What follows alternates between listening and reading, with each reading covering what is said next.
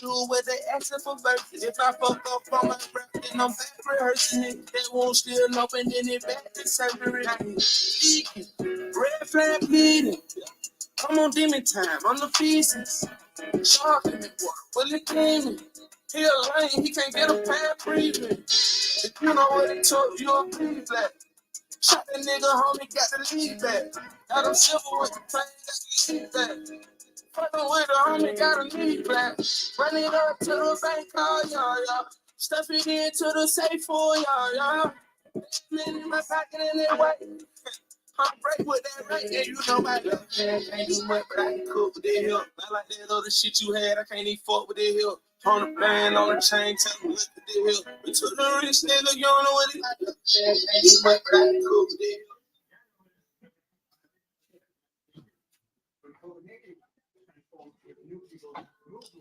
help. I'm coming. 1 second.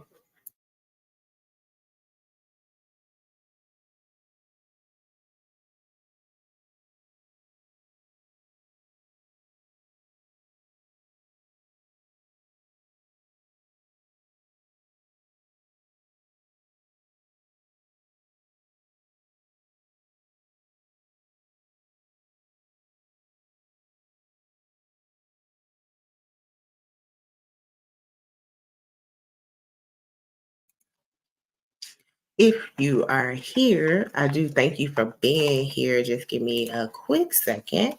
Kind of trying to get it together. And I'm here. Hey, you guys. Hi. One quick thing.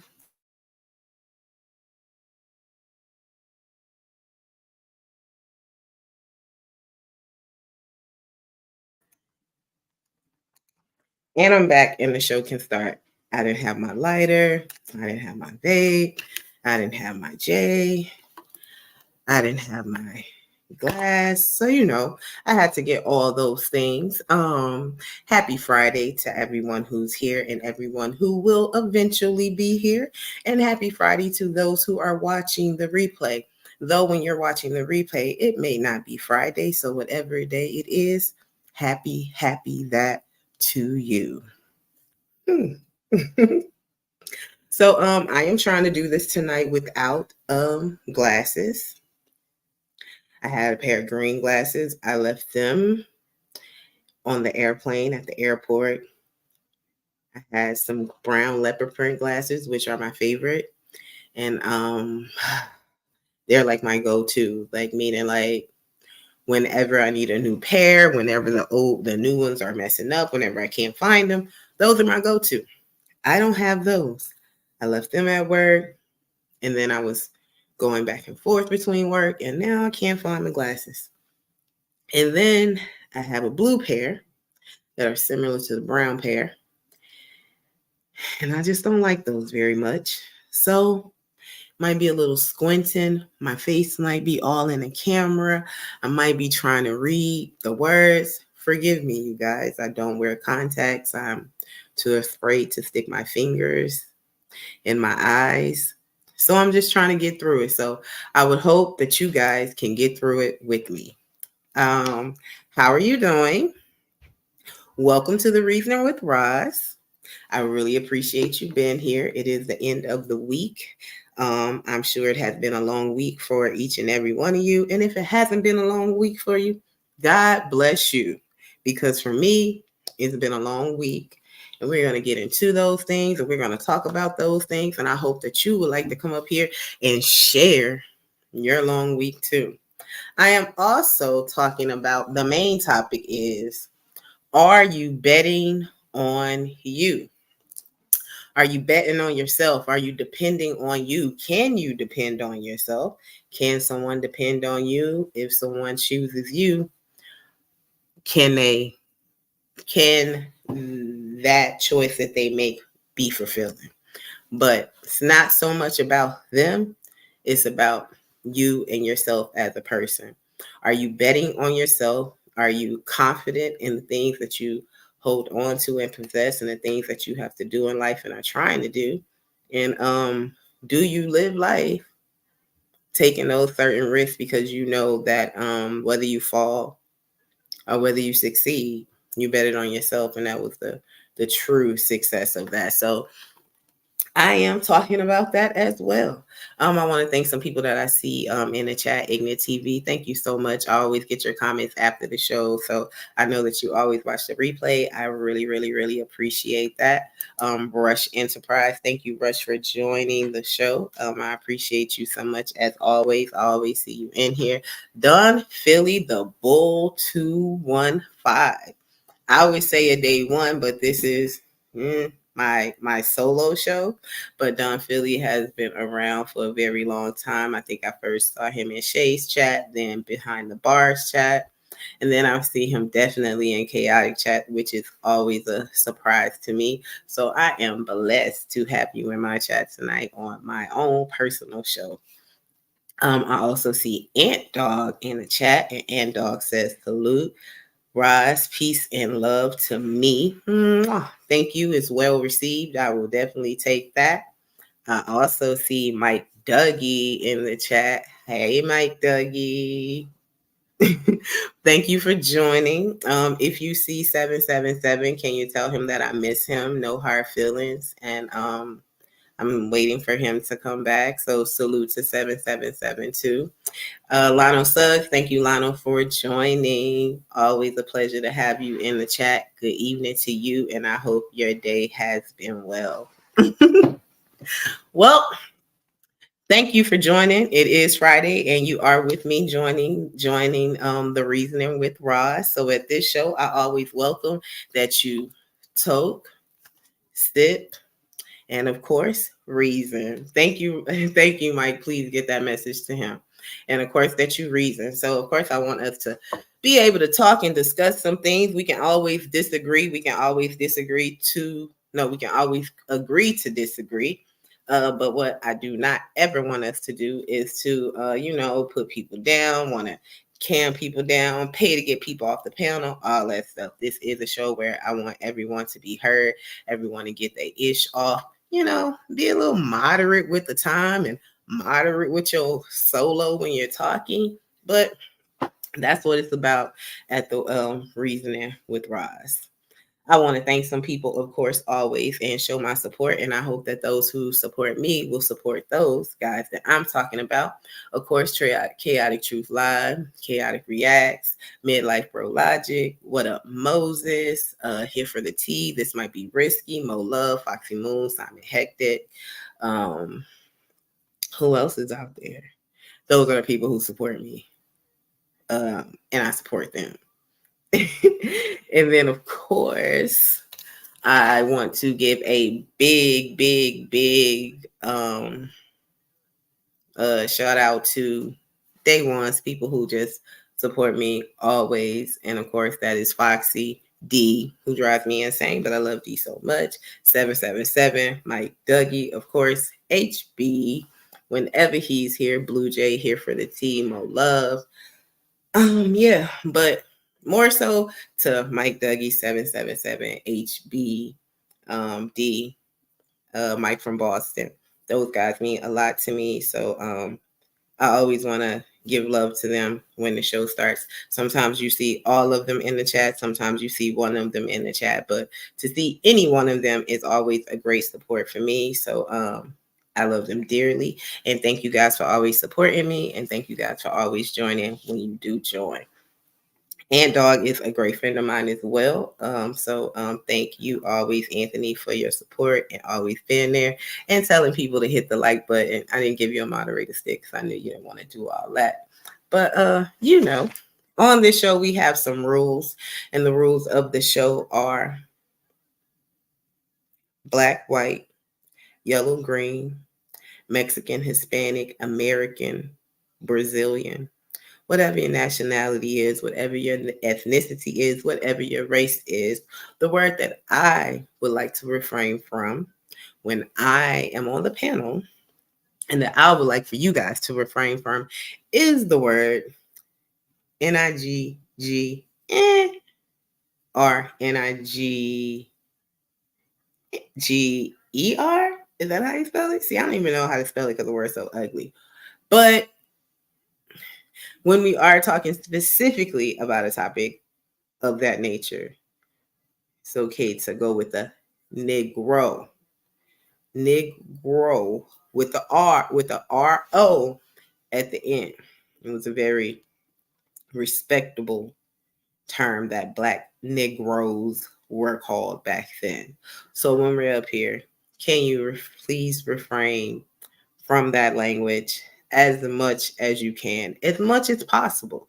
Just show some respect. And then those are other words that are out here. You know, they have their saltine and the words that they say for the other people. All of those. I personally don't want that type of talk on the panel. The racial epithets, like, we can always talk about that. If your statement and your ideas and discussions take you there, then definitely speak on that. But you can speak on that without being disrespectful to a person's culture and a person's race. So I will greatly appreciate that. I'm not sure if I spoke on the soft words. You know, I am a little bipolar. I don't even want to say a little bipolar. I am bipolar, and I was diagnosed with that.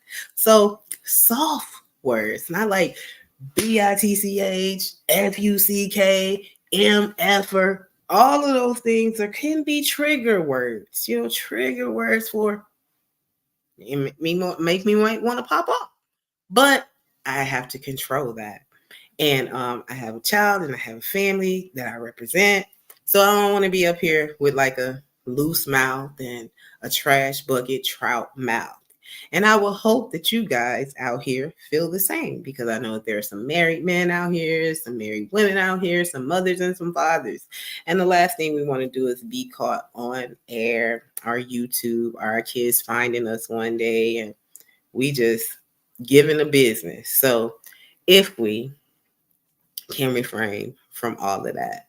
So those guys in the chat, I hope that you guys are sipping or toking tonight. I do not condone tobacco smoking. So whatever your vice is, please partake in it. Do it responsibly. Please don't come on the panel belligerent. He's in. Hi, Simon. Please don't come on the panel belligerent. And if you're driving and you're listening to me or something like that, please don't drive recklessly. But let's start this night. Woo-wee. So when I say happy Friday, I always try to get in here right before the next day begins. So that might be 11, that might be 11:45, but I got in on a Friday. So happy Friday to each and every one of you out there. For me, it's been a very long week. And for me, I was reminded of things that I often said or heard in my childhood. Some things being, if nothing changes, nothing changes. Some things being, maybe your dreams are bigger than your environment. Another thing being, always bet on yourself, and be true to yourself. Those are some things that resonated for me throughout this week. I'm going to take a little sip here. I am drinking Menage a Trois Dulce tonight. It is a wine that's very dark and very dry, but it's really good.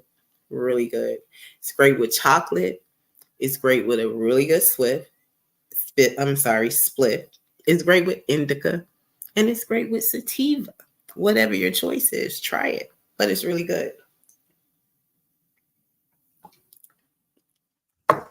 I'm really missing 777. But besides that, this week has been very long for me. I spoke last week about how there were some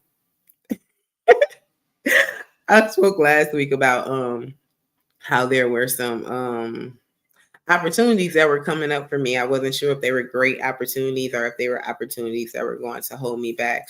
But whatever those opportunities were, I wanted to jump on it and grab hold to it. What's up, DS? I spoke about you. You high as fuck. I'm about to get there too.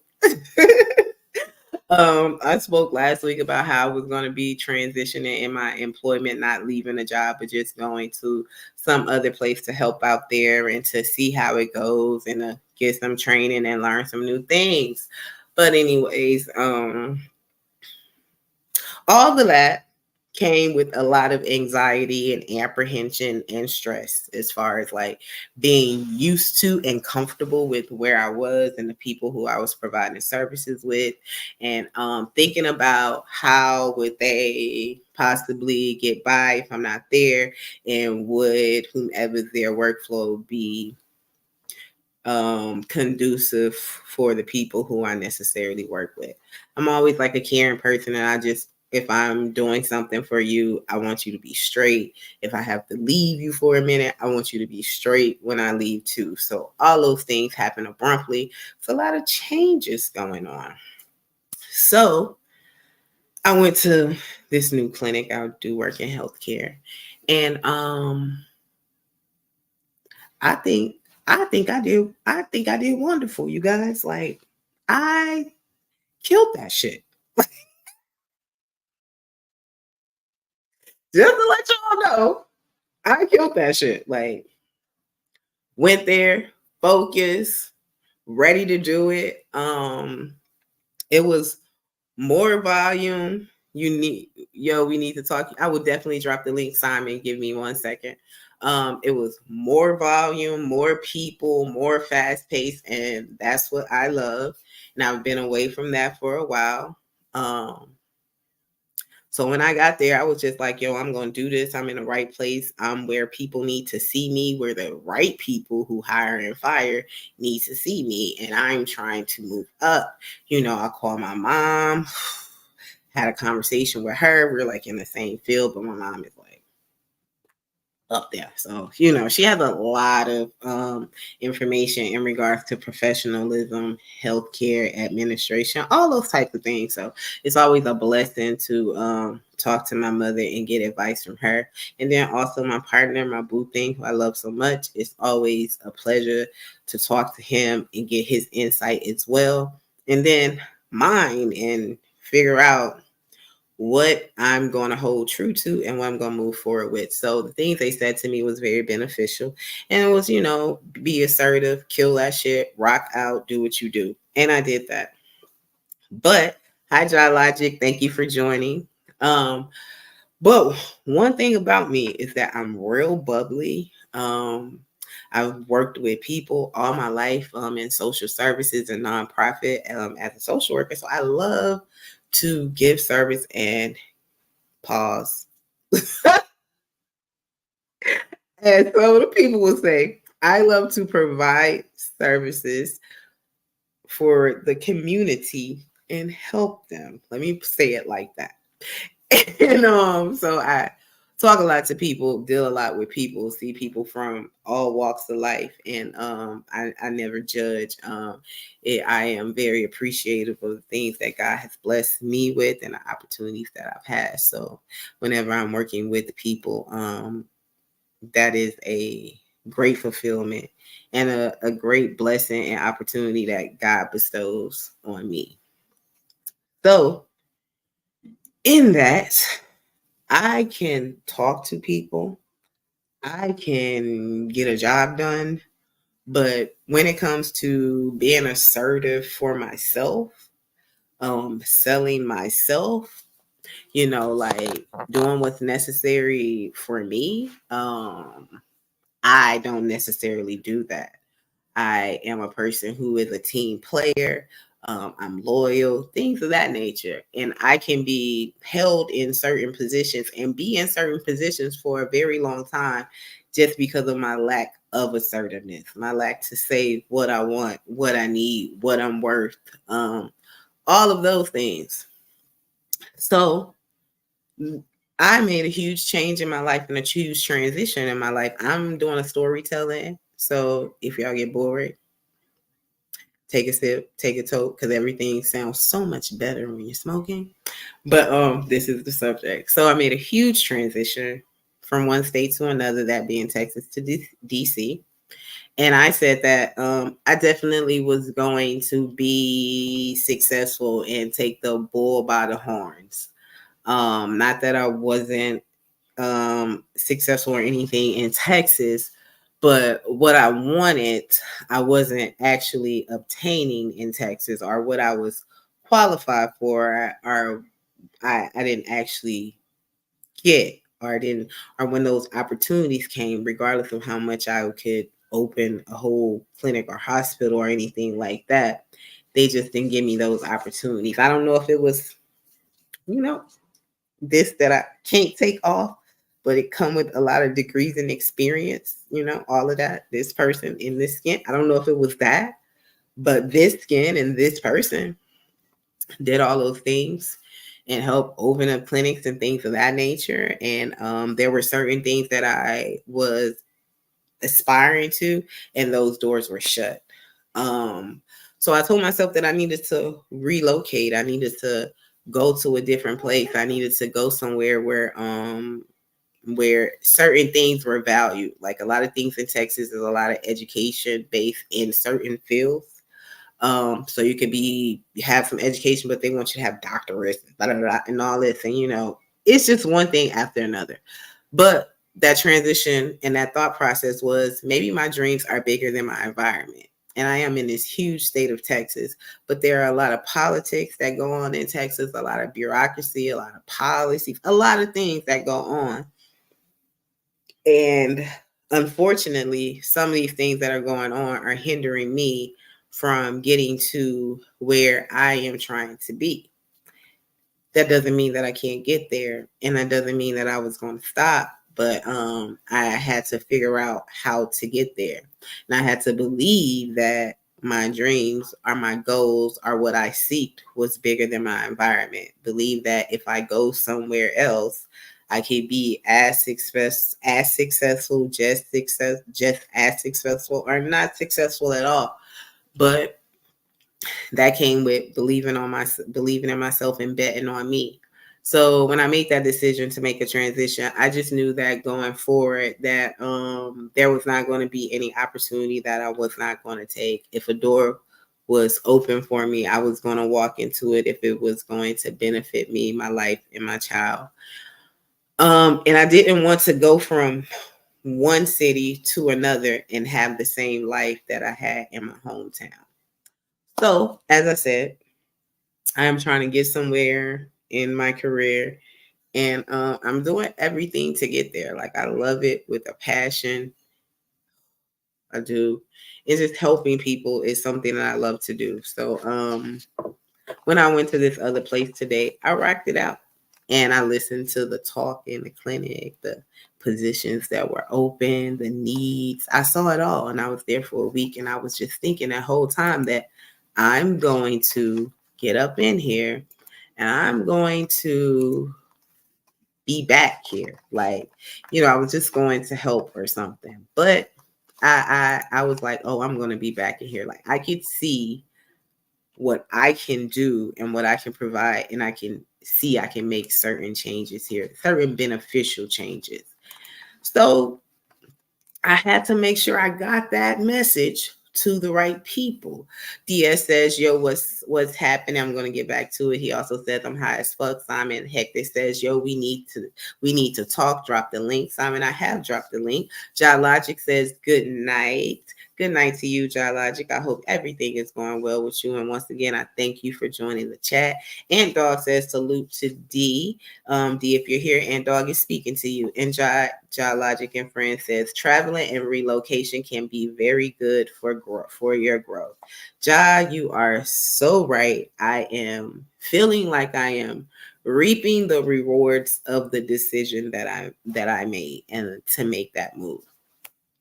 A lot of people ask me, why would you move from Texas to DC as far as like the economy is concerned, the cost of living is concerned, and all of that. Everybody got to live. That's just how I feel. So wherever you choose to live, you live there and you make it work for yourself. And whatever it is that you got to do in that city to make that happen, then that's just what you got to do. But going back to my story, I see you, Simon. I'm going to bring you up in a quick second. Just let me finish this part. So going back to my story about making a transition, not to live my same life in Texas as I would live in DC, like not the personality, not the person changes, just the mentality, the drive, the determination. Like, you're going to get it. Like, there's nothing else that I have to get here but what I put in my mind and what I'm working for and what I didn't actually attain in Texas life. And I know that I'm in the right positions, in the right place, in the right state, in the right city, in the right field.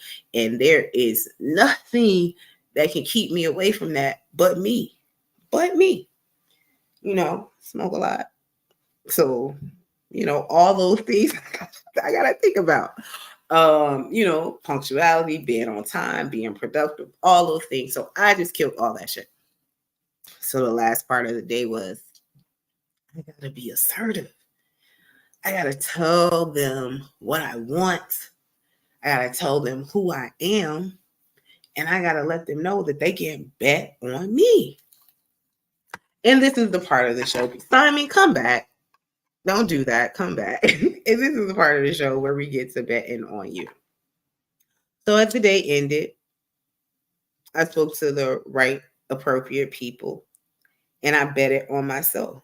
I went to those who needed to be spoken to, those who make the decision. And I told them who I was and what I wanted and what accolades I had, what experience I had, and why I should be here, don't even even if you didn't have in your mind that I should be here. I see something here that I can help us as a team improve. And I said all of that in a very professional way. And I put it, just out there.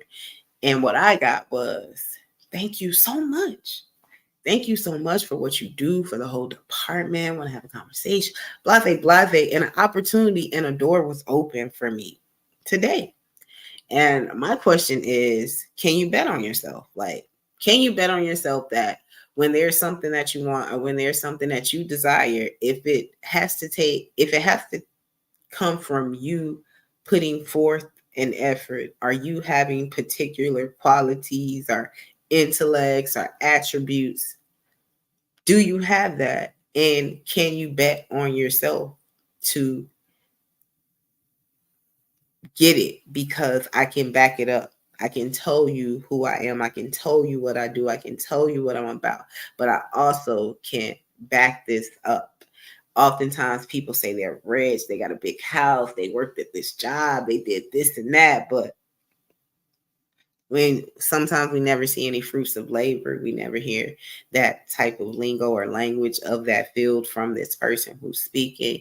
Like we just never hear that. We just hear a lot of talk. And I've always been a person who wants to talk and walk it and be aligned with those things. And dog, I see you. Thank you very much for joining. I'm going to bring you up and want to be a person aligned with those things. So to be able to tell someone, yo, this is me, this is who I am, I could be great for you, like, and they take an opportunity on me, it was gold.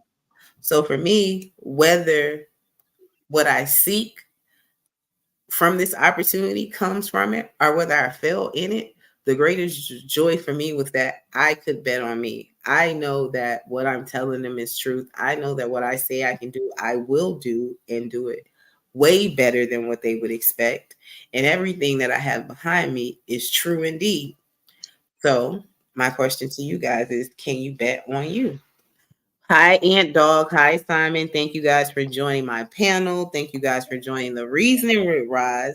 And happy Friday to both of you guys. How are you guys doing? I'm good. Happy Friday to you too. Thank you. Simon, are you there? Yeah, I'm here. Cool. I'm cool. Thank you for your patience. Whoever would like to speak, Ant Dog, you was up here first, so you definitely can speak. I saw you come up. Yeah, I'm kind of going through what you're talking about right now, Isn't that great? yeah, cause I'm in a situation where I'm on a contract with one company, but the company we're working for, they want to bring me in. Mm, But they're gonna tell me that it's a conflict of interest, and I'm like, that's kind of backwards to me because I know all your vendors. mm-hmm, So to me, that's not a conflict of interest. Conflict of interest is if the company that I'm not contracted with bring a spouse in to work with the company I'm working with, that's a conflict of interest. Hmm. Okay. So you're But that saying tell that you're contracting with a company that provides employees to a company who wants to hire you? Is yes, that okay? So the company that wants to hire you is wanting you to work with them, yes, and the company that wants to hire you, they're the people that's saying it's a conflict of interest. yes.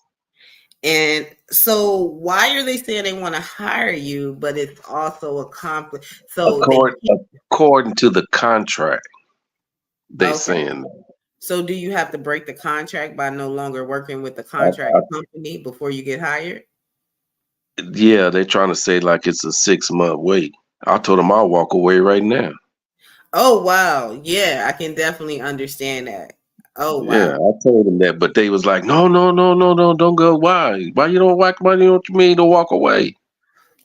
Because I know all their stuff, and they ain't got nobody that would take my place. And see, that's a great leverage to have, I think, because I myself were looking for certain positions with other companies and getting hits and interviews with other companies. But I think that by betting on myself today, I was able to present to them, hey, I could do this. And if y'all don't, try it or allow an opportunity, then I definitely can go somewhere else. And that makes them, I would think, makes them want to bargain more, think more if you're valuable to them, the team or the company. So I think that you're in a great position to be in. What are you planning on doing?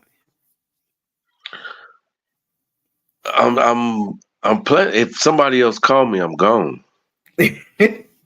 I'm just because I'm fed up. You know, Are I you come leaving find to out do? that the contract really is no good. Mm, okay. In what ways is the contract no good? Well, if we work overtime, we don't get the full overtime benefit. Because it goes to the company, the contract company. Bingo. Exactly. I definitely can understand that. I'm going to look at the chat and then I'm going to let Simon speak. And dog, you're on the panel now. And dog says, just be yourself. Check Cash David. Thank you for joining the chat. And he says, Roz, I'm stopping by to say hello. I totally appreciate that. Lionel Suggs, thank you very much. I really appreciate that compliment. He says, Roz, you look beautiful tonight. Thank you. I try, I try to bathe up, wash up, all before I get up here on this panel with you guys. Thank you, Simon, for joining. What do you have to say tonight about the topic? You're on mute, Simon. So while we wait for Simon to get it together, and dog, what are you smoking on tonight or sipping on? Nothing. Oh no. I've right now I'm not. Understand. Okay. I'm going through a transformation right now because I'm Hey, I'm ready to flip a switch. elevate. Elevate. But That's right, huh? believe me, once I'm where I need to be, it's gonna be on like popcorn. I feel you. And that's a lot of things that my mom always used to say. It's just only for a short while. Go to grad school. It's only for a short while. Do this. It's only for a short while. And you're right. If you got to stop indulging or partaking for a little bit, it's only for a short while. So do what you got to do if it's going to elevate you. Hey, Mike from Boston. Thank you for joining. Salute to you as well, and blessings to your family. Simon, are you there? He's lost in space. What is he doing? Yeah, so I was excited about today, and dog, you know me, you've known me for a couple of years now, and I just don't necessarily like, I could pop fly and say a whole lot of stuff, but when it comes to like just me, like selling myself in that professional world, I could be stagnant and stay somewhere. But I was very, very proud of myself, I must I'm say. proud of you too because that sounds like you stepping where you need to be. Yeah, So like when I say that's I'm right great. where I need I to can be. tell. I can tell in your speaking that really lifted. It did. Like I'm definitely right where I need to be, and it's like there is no reason to do anything different. Like if you're relocating, if you're trying to make a transformation, the purpose of that, I would assume, like you said, you're trying to elevate, you're trying to do something different. So there might be some sacrifices. There might be something in your character or in your way that you have to shape and mold so you can get to that next level. And are you prepared for those certain sacrifices? Is it worth it? I'm guessing, in your opinion, you definitely believe it's worth it. It's going to pay off. Mm-hmm. Definitely believe Definitely that. going to pay off. Yeah. Yeah. Definitely. Yep, Simon, we about to get you up out of here. You up here taking space. You ain't even talking on a panel. Like, what are you doing, Simon? It, Taking time and space. it-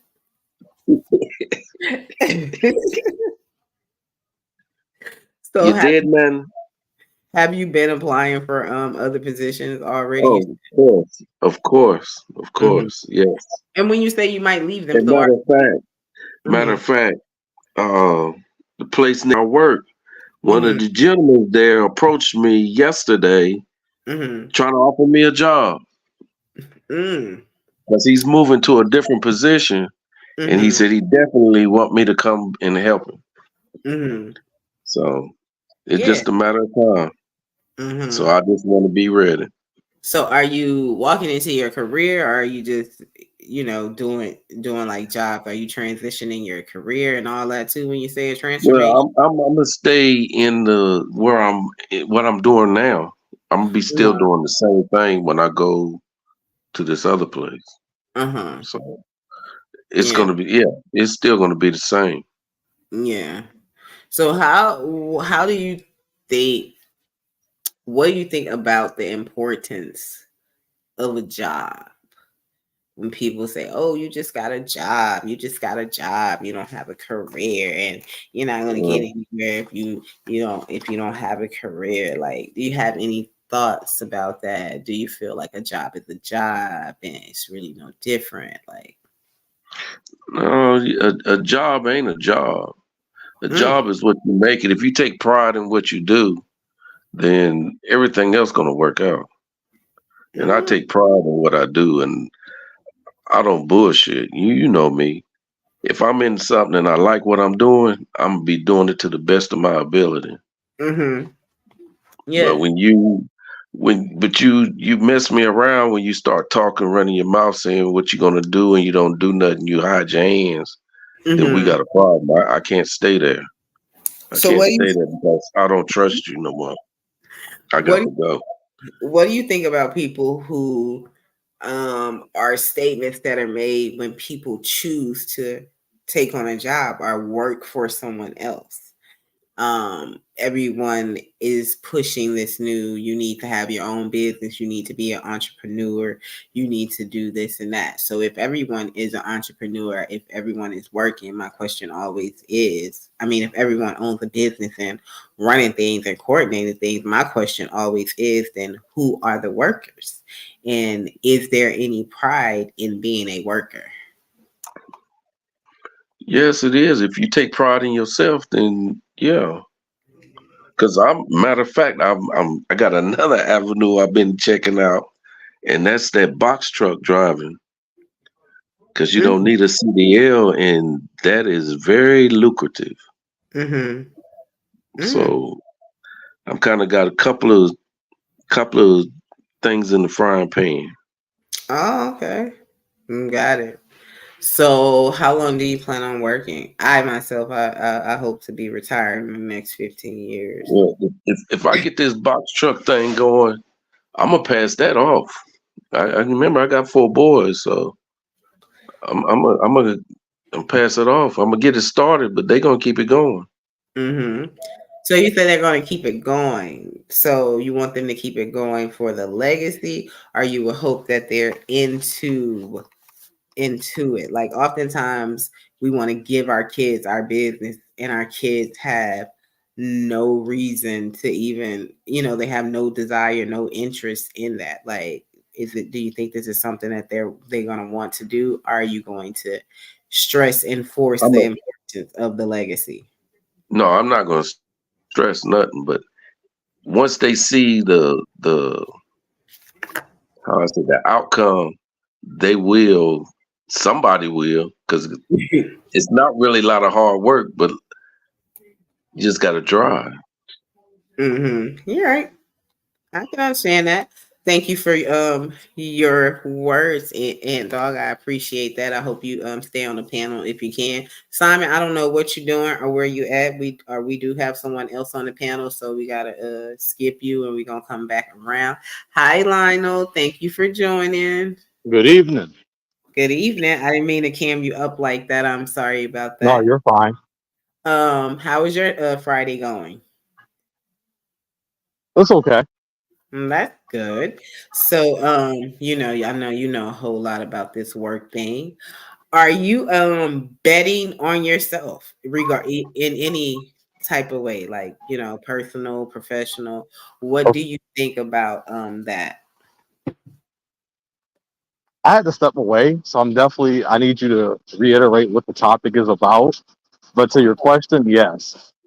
Oh, okay. So thank you. The topic is about basically how the week has been long, and I think last week, when you were here, I spoke on how I was going to a new job and having all this anxiety. So I basically killed that, and I had to sell myself. I didn't have to, but I wanted to because I saw a need for me in that building. I felt like I could make some change there and be a great asset to them. So I was trying to talk to the people who hire and fire and who I needed to talk to.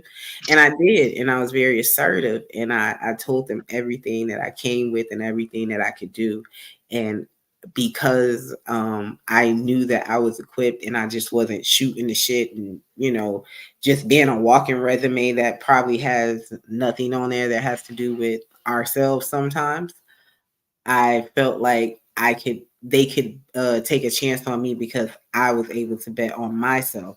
So I was asking people, can people rely on you and do you bet on yourself? Most people say they want to do this and do that, but they never take that chance. I mentioned how I relocated from Texas to DC, and the purpose of that was to transition and to elevate my life and to take new opportunities on. So that's where all of this came from tonight. Okay, I understand. Thank you, because I'll be everywhere.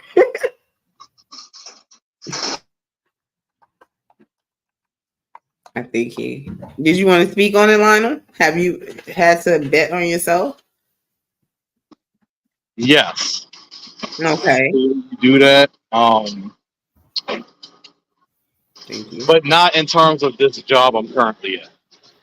Oh, okay. Thank you very I much. mean, I do, but I'm not trying to really go nowhere with this job. I'm just here to make money. Okay. Just being real. So that's what But I was. they keep trying to promote me. Oh, okay. And And you're not I promotion. keep saying no. So you don't see why don't you see any value? You don't see any value in the job, or you just don't see yourself progressing where you need to in life with the job. I don't see myself progressing in life where I see with the job. I mean, the money's there, but Mm-hmm. what I'm trying to do, this job would be all consuming. Mm. And I'm not trying to be consumed by this job because I'm trying to succeed Milestone Media or do what Black Sands Entertainment isn't doing. And that's the goal where I'm reaching towards. Mm-hmm. Okay. So basically, for you being committed to a job like that, any type of job like that, you possibly couldn't do, right? Or wouldn't do? This type of job, I mean, I don't want to say I gotta word this correctly. Because Mm-hmm. I do my job, I do it well, they all tell me I do, but I'm not trying to go up the corporate ladder with this job. Okay. I already got the freedom I'm looking for. I have the job security I'm looking for. Not to Mhm. sound naive, but Mhm. because they can fire you at any time. But Yeah. I'm literally where I need to be to make the money that I can make, while at the same time doing my side hustle and trying to build the company that I want to build. Mm-hmm. Okay. Okay. So you're one of those people. Are you one of these people? Because there's something going around where it's don't spend 8 hours at somebody's job and don't put such and such into yourself when you get home. Yeah, so I can't do that. I have to work. I literally do have to work smart to make sure that this job gets done.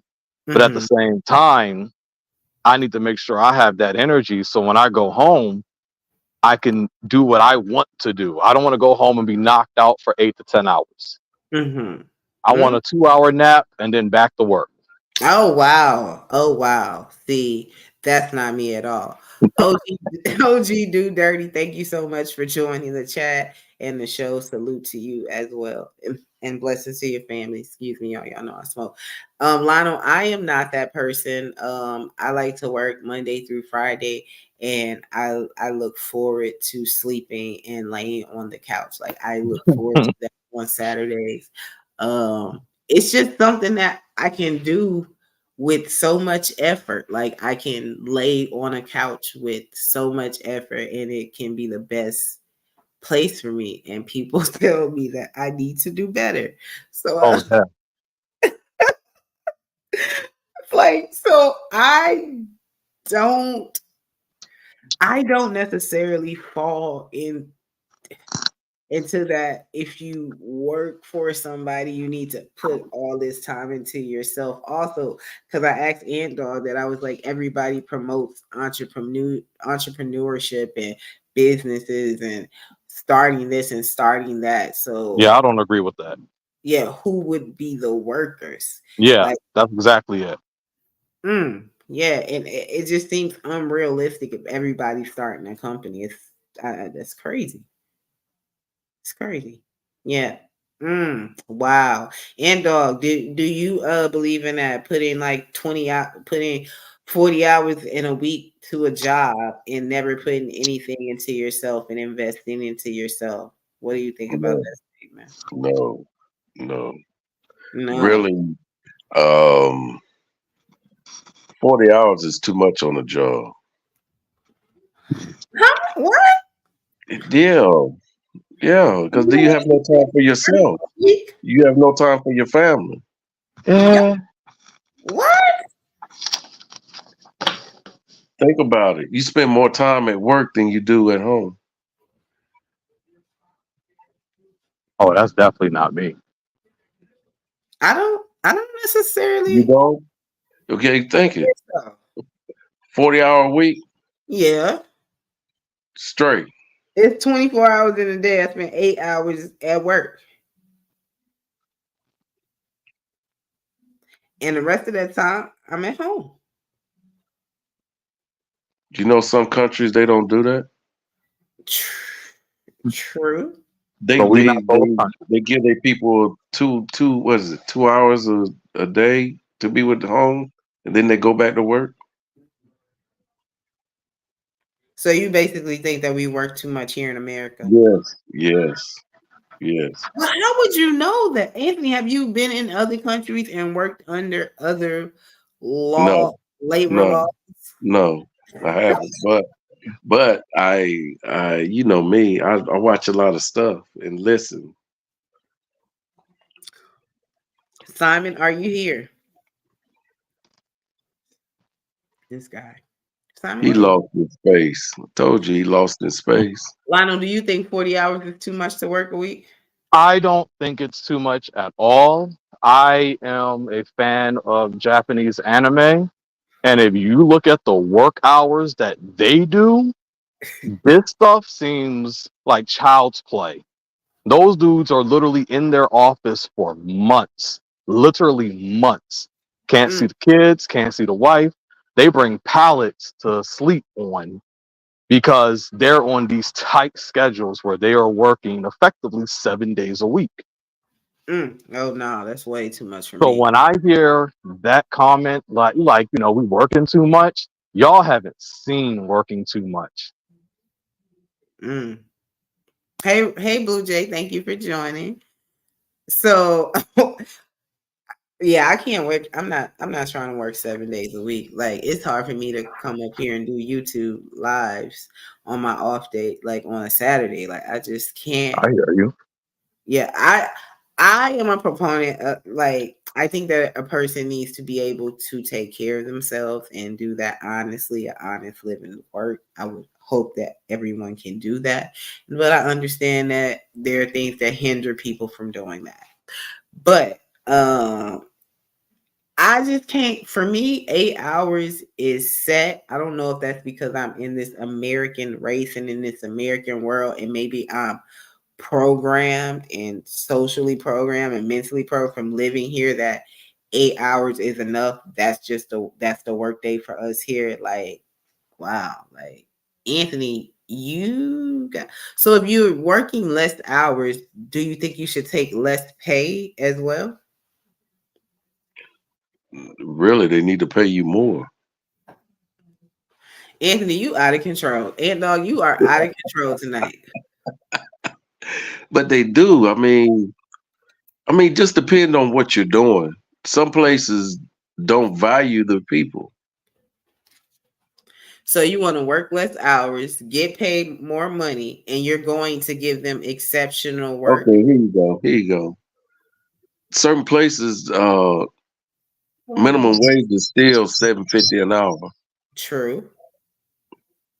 You can't live off of that.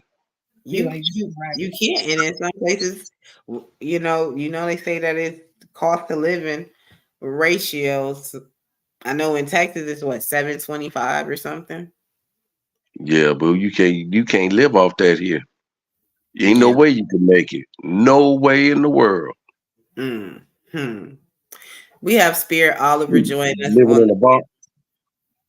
I'm sorry, Aunt Dog. We have Spirit Oliver joining us on the panel. Hi, Spirit. How are you doing tonight?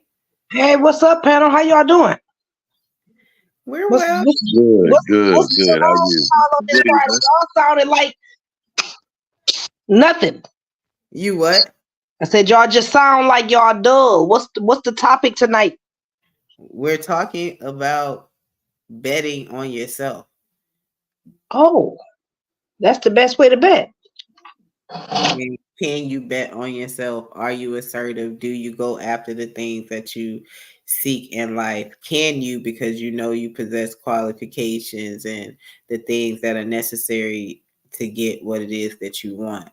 So Anthony spoke about his job and those opportunities there and how he's trying to elevate. I spoke on how I had to basically try to sell myself today to get some opportunities that were available but not broadcast, and how at one time I wasn't assertive enough to do that, so I held myself back.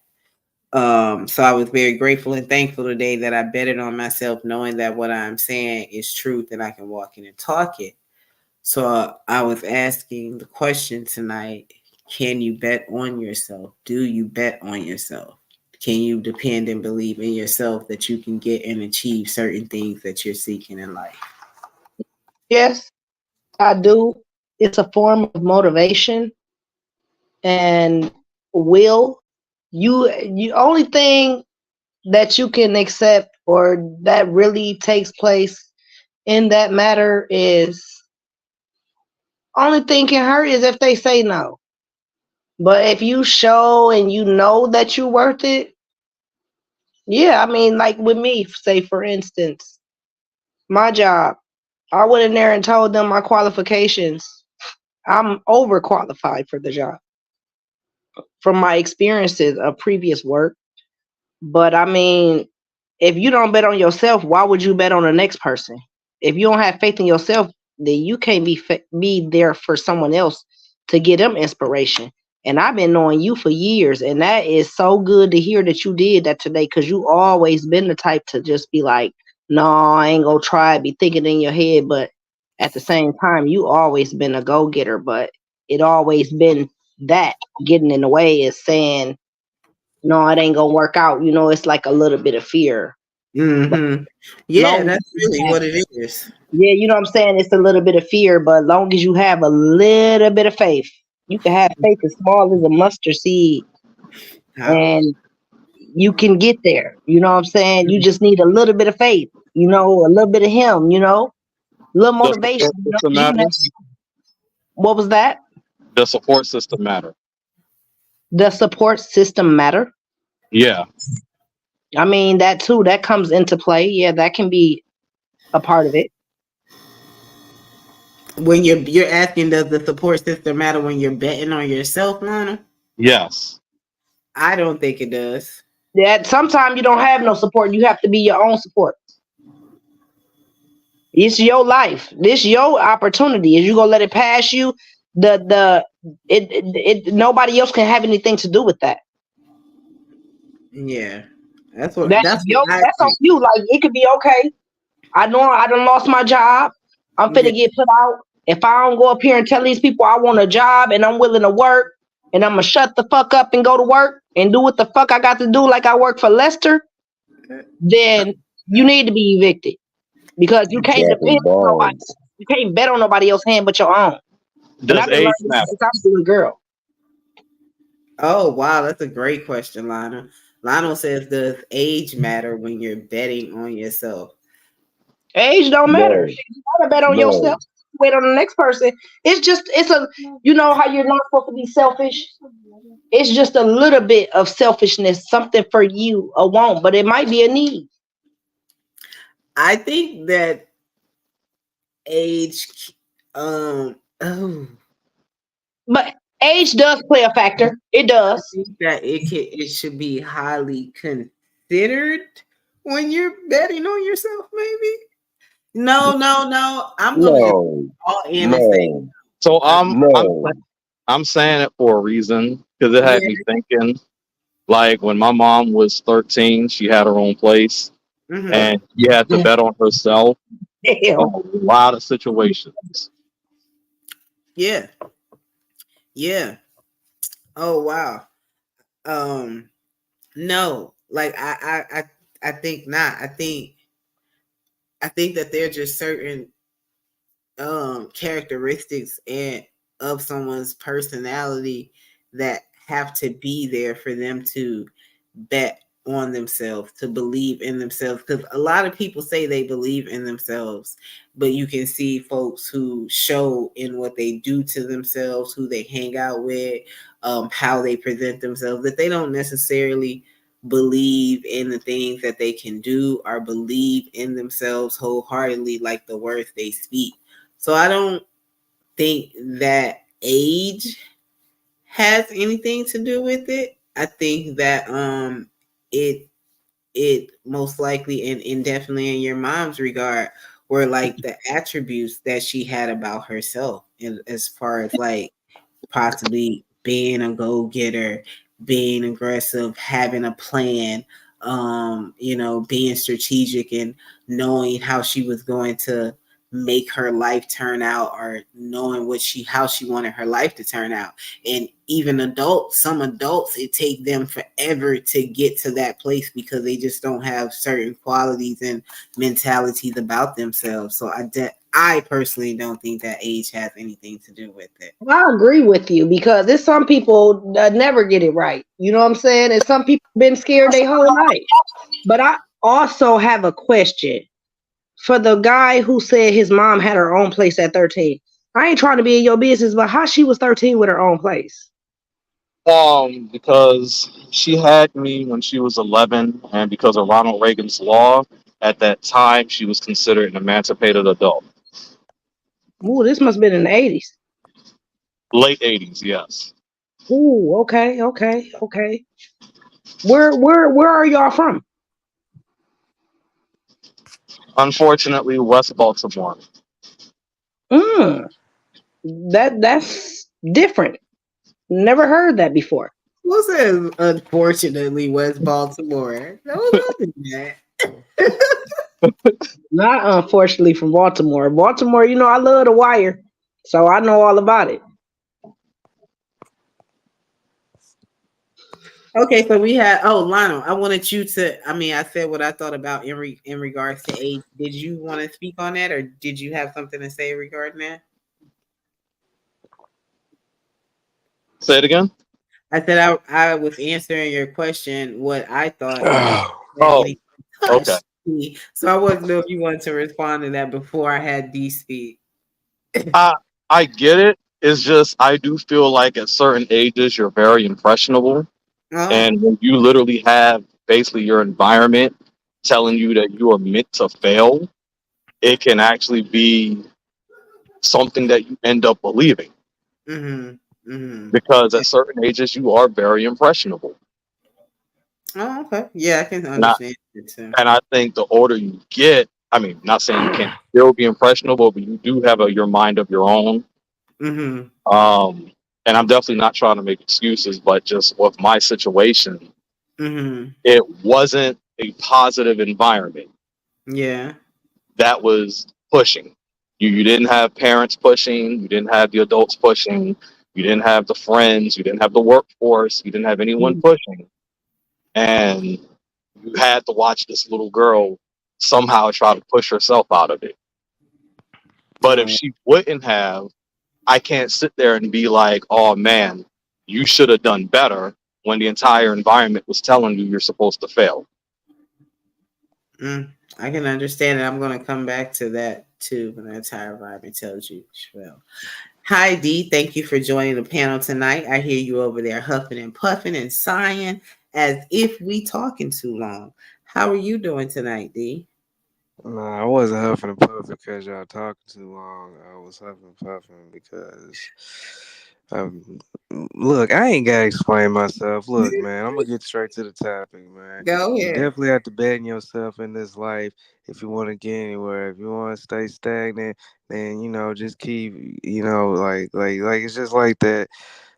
It's just like this, man. You just have to believe in yourself if you want to, progress and get better in life. You know what I mean? Like you have to bet on yourself at all times.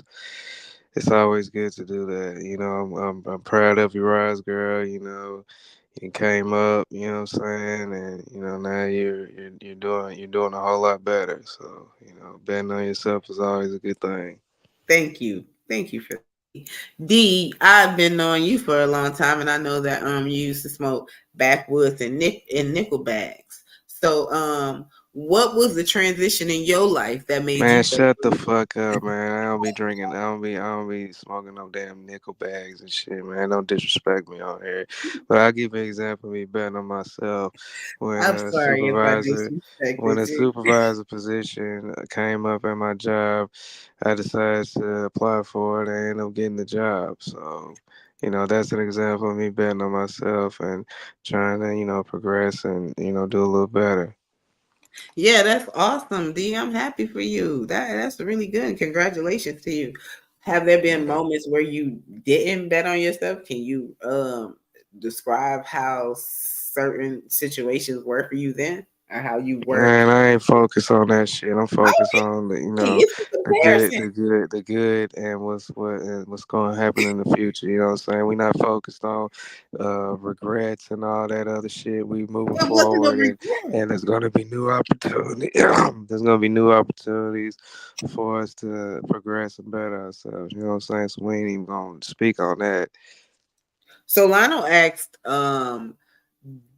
does betting on your when you bet on yourself, does having a support system matter or does age matter? What do you think about anybody? Um, yeah, having a support system definitely can affect you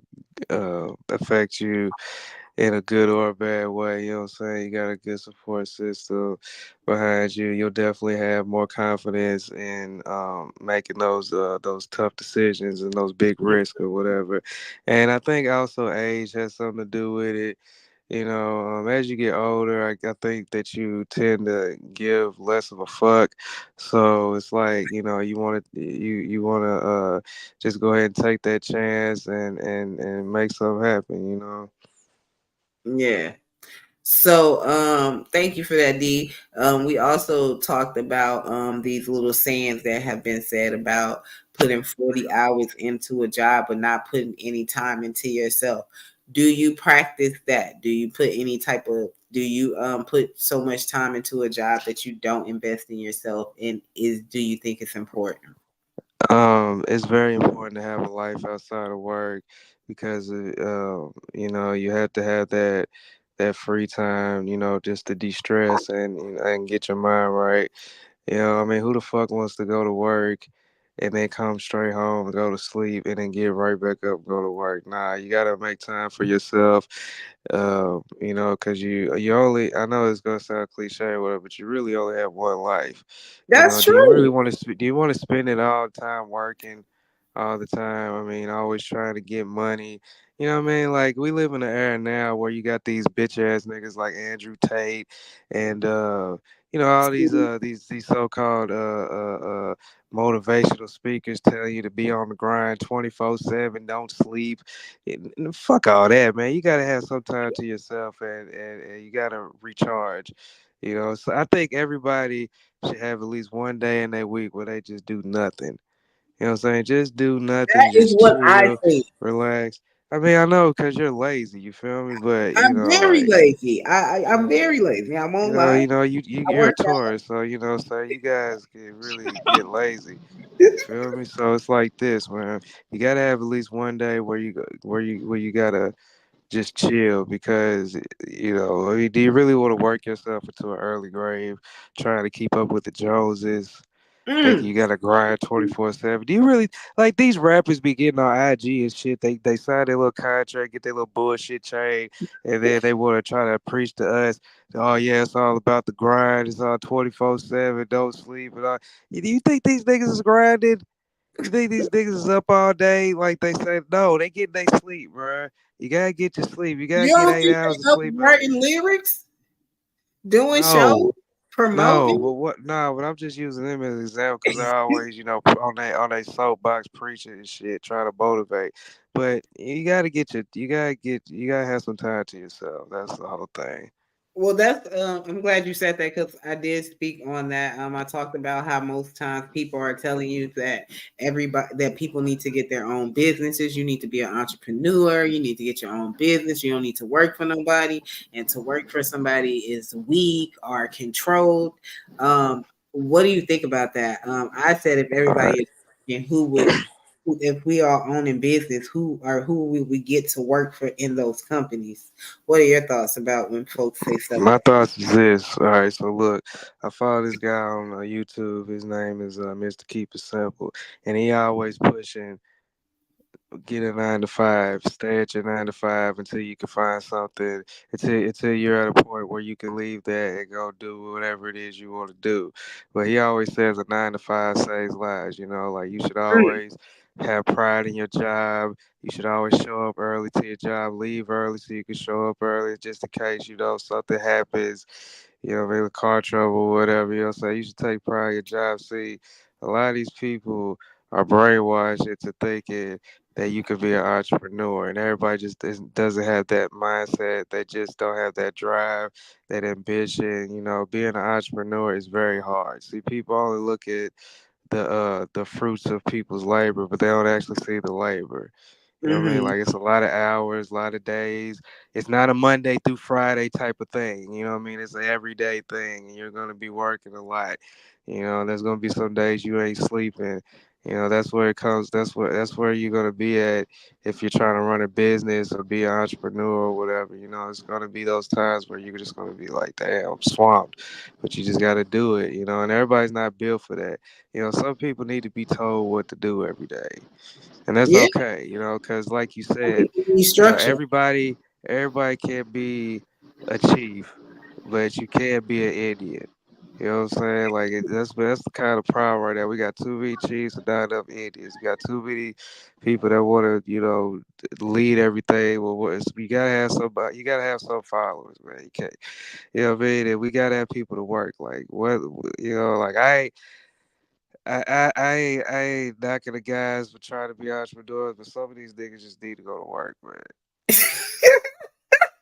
I want to comment on that. Go ahead, Lionel. Like I agree with him. It is a lot of work. When my mom was trying to start her first two businesses, I basically took over all the duties in the house so that she could concentrate on that. That meant I was taking the kids to school, my brother and sister. I was picking them up.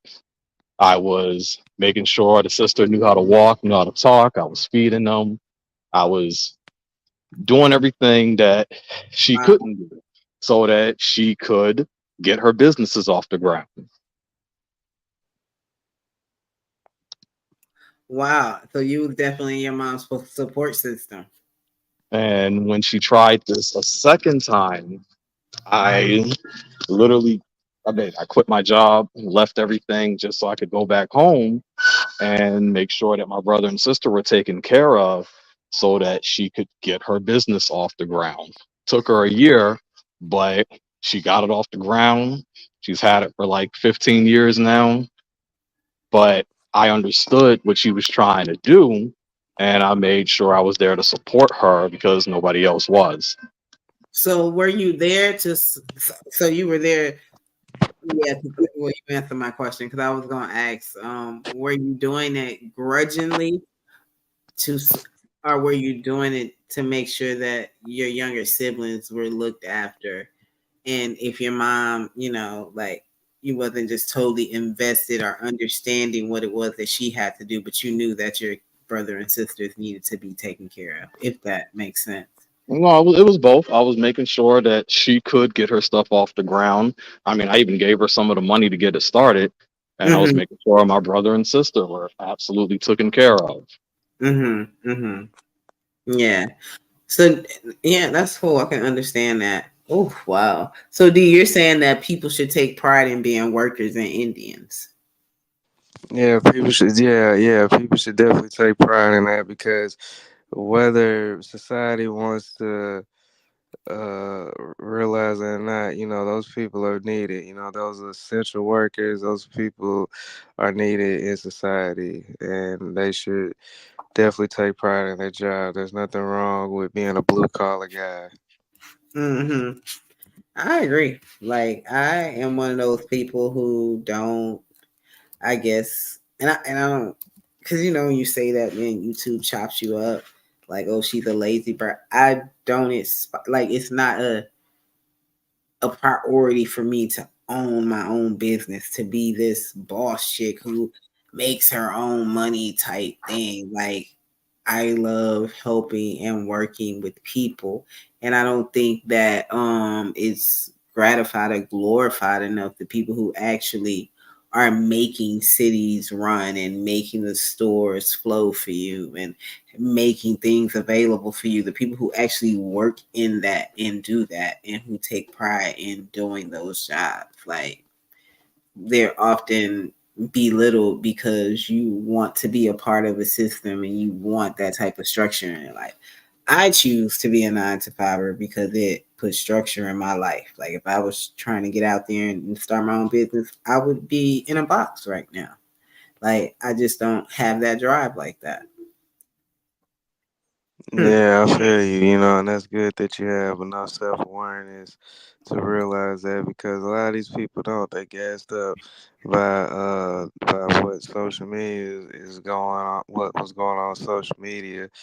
And there's nothing wrong with being a blue collar worker. I think that people like construction workers should get way more respect than what they do because they're really the ones that's making things happen. They're building all this stuff so, the world can keep moving forward and, people just don't look at it like that. Yeah, you're right. They don't. They be like bitch ass cops, bitch ass delivery driver. Get your old punk ass up out my face and get a real job. Like they Yeah. say all kinds of stuff to folks. And folks just out here working, trying to provide for their families. And it's like, really? Like a janitor can't take pride in actually providing environmental services and stuff like that. That's crazy. I think that's really crazy. in your personal, I talked about it on a professional level or in regards to jobs and opportunities. Do you bet on yourself in your personal life? Are there like some things that you've had to like stand in and actually on your personal life bet on yourself? Do you believe Uh, that applies in the same way like that? yeah, In your personal life, do you think that betting on yourself applies in that way too? A lot of we referred to like jobs and opportunities and stuff earlier, but in your personal life, do you think that betting on yourself applies in that same way? yeah, I definitely agree. Mm-hmm. Mm. Hmm. It looks like we have Simon back on the panel. Simon, are you here? Simon playing games. Yo, what's up with y'all niggas just coming on here and just not saying shit? Either reply or get the fuck off the line. Simon, when you come back, oh god, damn, D, you just get them up out of here, don't you? Lana, in your personal life, do you think that betting on yourself applies in those same ways? Absolutely. Mm-hmm. It has to. I mean, your personal life should be a reflection of everything else. Mm-hmm. Okay. Oh, that's you at the work with the beef. Man. I have. Oh, hey, sweet lady. Thank you for joining. Nice to see you tonight. We're talking about betting on yourself and taking an opportunity on yourself, being assertive, being aggressive, all that good stuff. Of course, we're going to veer into some other things. I was trying to remember what I said at the beginning of the show. The other that I said. Does anyone remember? Long week, betting on yourself. Oh, dreams in bigger being in a bigger environment. And what is wealth and riches to you? So I got sent this video like these five wealthy black families making money, the history of what they went through to get it, and the legacy that they're leaving to their family. So of course they also had to bet on themselves. But these were people who basically started their own companies and started to own their own businesses. And they're making millions of dollars, billions of dollars. So I had the question, I posed the question, what is wealth and riches to you? Like, do you seek to be thousandaire, millionaire, and does that bring you fulfillment? Or is there other things that are more precious that you find to be more wealth, like of wealth and riches? What are y'all doing? Did you hear the question? Yo, what? Like, I didn't know you was talking to me. What are you doing? You up here checking everybody on the panel, and then Nah, I mean, I thought you just talking a line over. Hey, repeat that, cause that was a fucking that was a long question. Like, like just shorten it up a little bit so niggas can pay What attention. are Like, wealth and riches to you? Is it money or is it something else? Like what is what authentic is wealth to me and in riches? your riches? Yes. Oh, okay. Wealth to me and riches is good health, having a loving family, having a great relationship with the Lord. You know what I mean? Just living a positive life and staying away from negativity. See, that's the real wealth and riches out here. It ain't just money and material gain and all that stuff. It's about having peace of mind. It's about, Mm-hmm. having good physical health. It's about having, a family and a wife or husband or whatever that loves you and cares about you. It's about having good kids that respects you and you respect them, like that's the real and it's about loving the Lord, loving Jesus Christ and trusting him and letting him guide you, you know. Mm. Yeah, Now, we know, sweet lady. We know. All right, thanks for pointing out the obvious. No shit, Sherlock. How about you get up out of here? How about that? don't be mean to. one of the people in the But chat. but did anything? She commented on that. But did anything I say? Was anything I say wrong? Not D. She Exactly. just Like you want to comment on stuff that ain't got that don't amount to nothing, but you ain't even comment on nothing what I just said. Comment on what I just said. See, that'd be the problem with people, man. she They worried did. about the wrong thing. Sweet lady has said, when do you, D, plan to get married? When In the regard, time is right. okay. She asked you something about what you just said. Damn. Oh,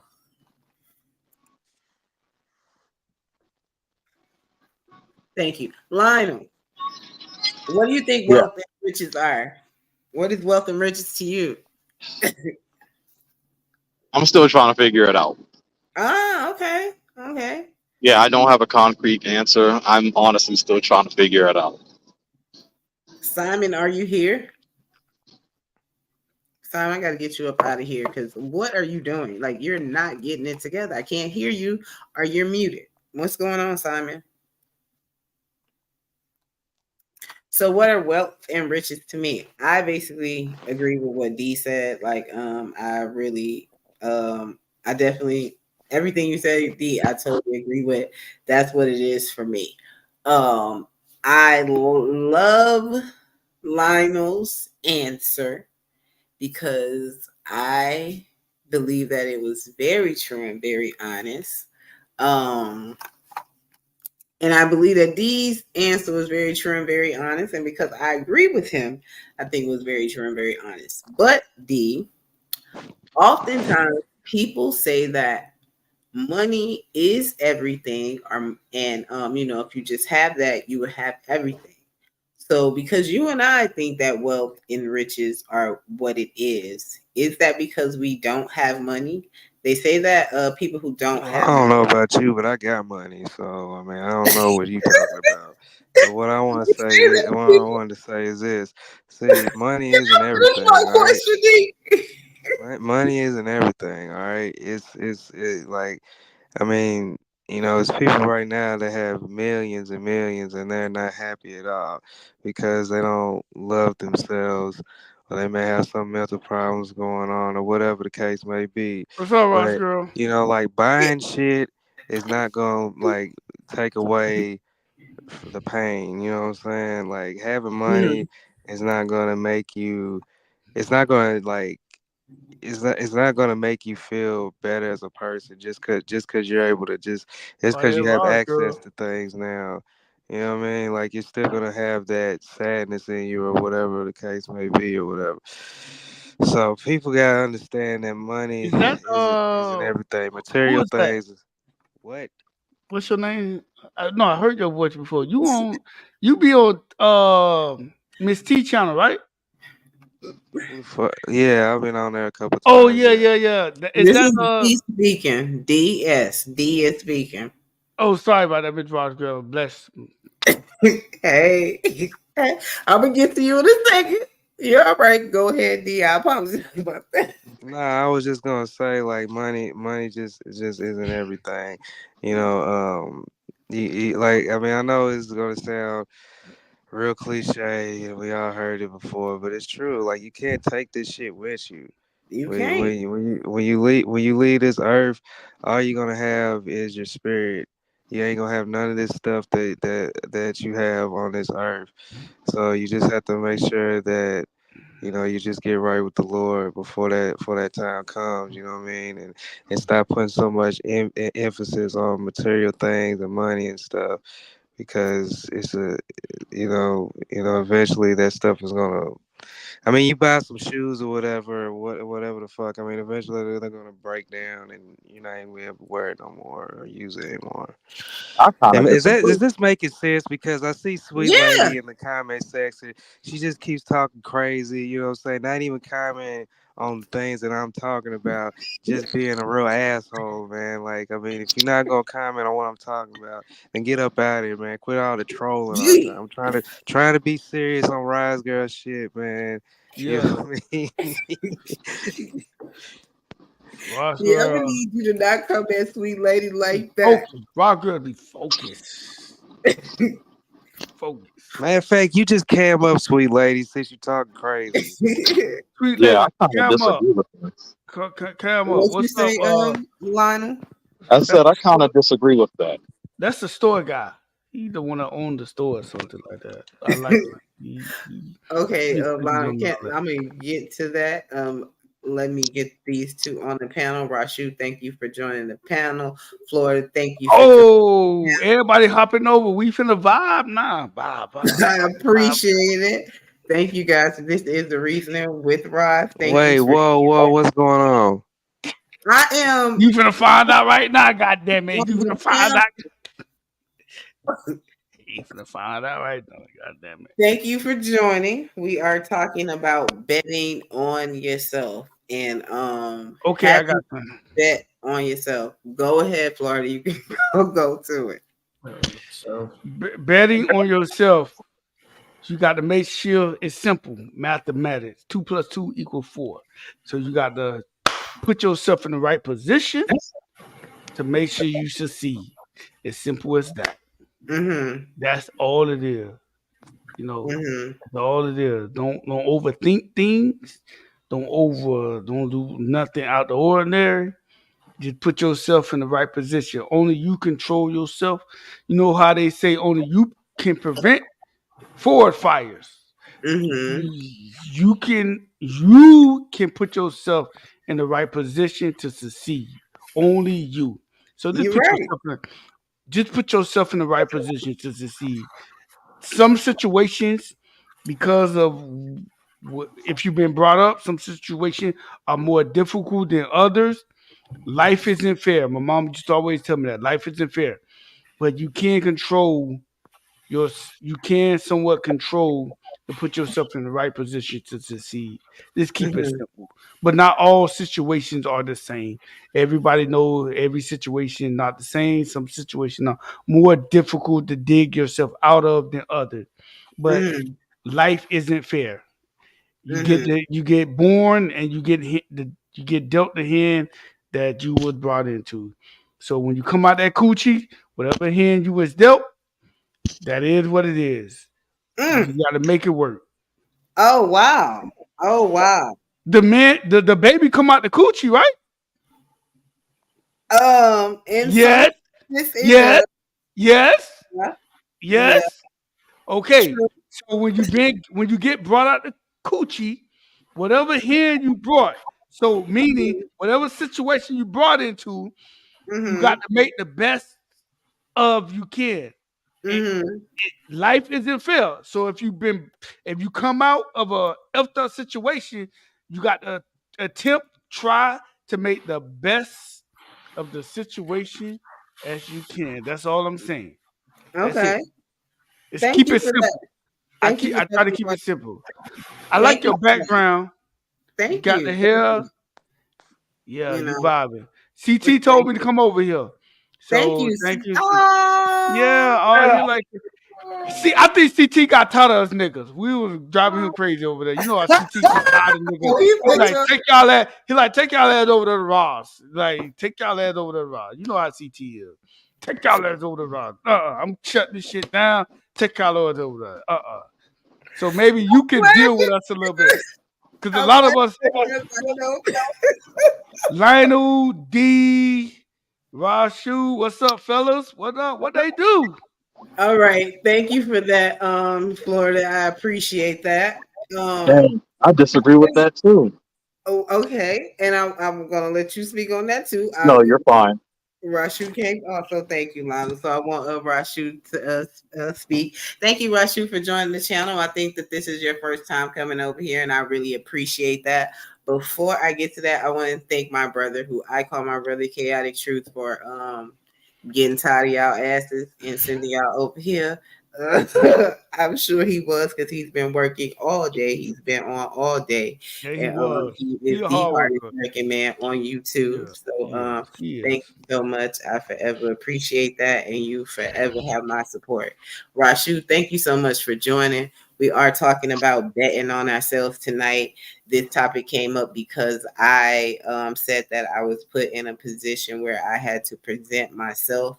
I'm normally quiet and meek and I can remain stagnant in certain positions in the professional world because I don't bet on myself or have some fear that resides in me where I know I can do it and just don't put it out there. But I feel like I was in the what is it, the combine or something where the football players play and they gotta be Yeah, chosen. yeah. Like I have been going back and forth, and I felt like that was the position that I was in this week, and I needed to show myself and present myself, What's and I good, had to Lionel? believe in me. So the question was, do you bet on yourself, or do you like basically believe in yourself in those situations? Do you think that's important, and what does that mean to you? Yeah, so with me, it's more so like as a child, I already knew. So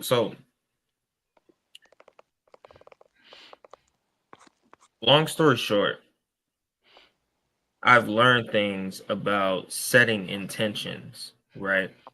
And you Yeah, have to kind of intend certain things about your life. But yeah, as a young child, I already knew where I wanted to be in life. And to me, whatever that takes, I didn't really see it as a real obstacle. I just because I'm so patient. I'm a patient guy, right? So I don't really care that the results that I want aren't immediate, right? I can wait for them because I'm already putting into play certain things to where as though I know that it'll play out in the future. And usually I have a good forethought to see things in the future, right? Like for example, instead of going to college, I was trying to be a cannabinologist because it was cheaper to go to school for I think it was like 6 or 8 months, and I think it was like $10,000 or $12,000 at the time. What? What? Okay. Well, it was cheaper than going to college for that semester. And I saw that, hey, we're on the way of legalization. This is going to be a big thing in the future.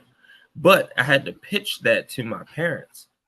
And they're like, what? Weed, X, Y, and Z, and whatever. And long and behold, I didn't go to school for that. And I ended up going to a community college for just business, and I didn't really know what the hell to do with that.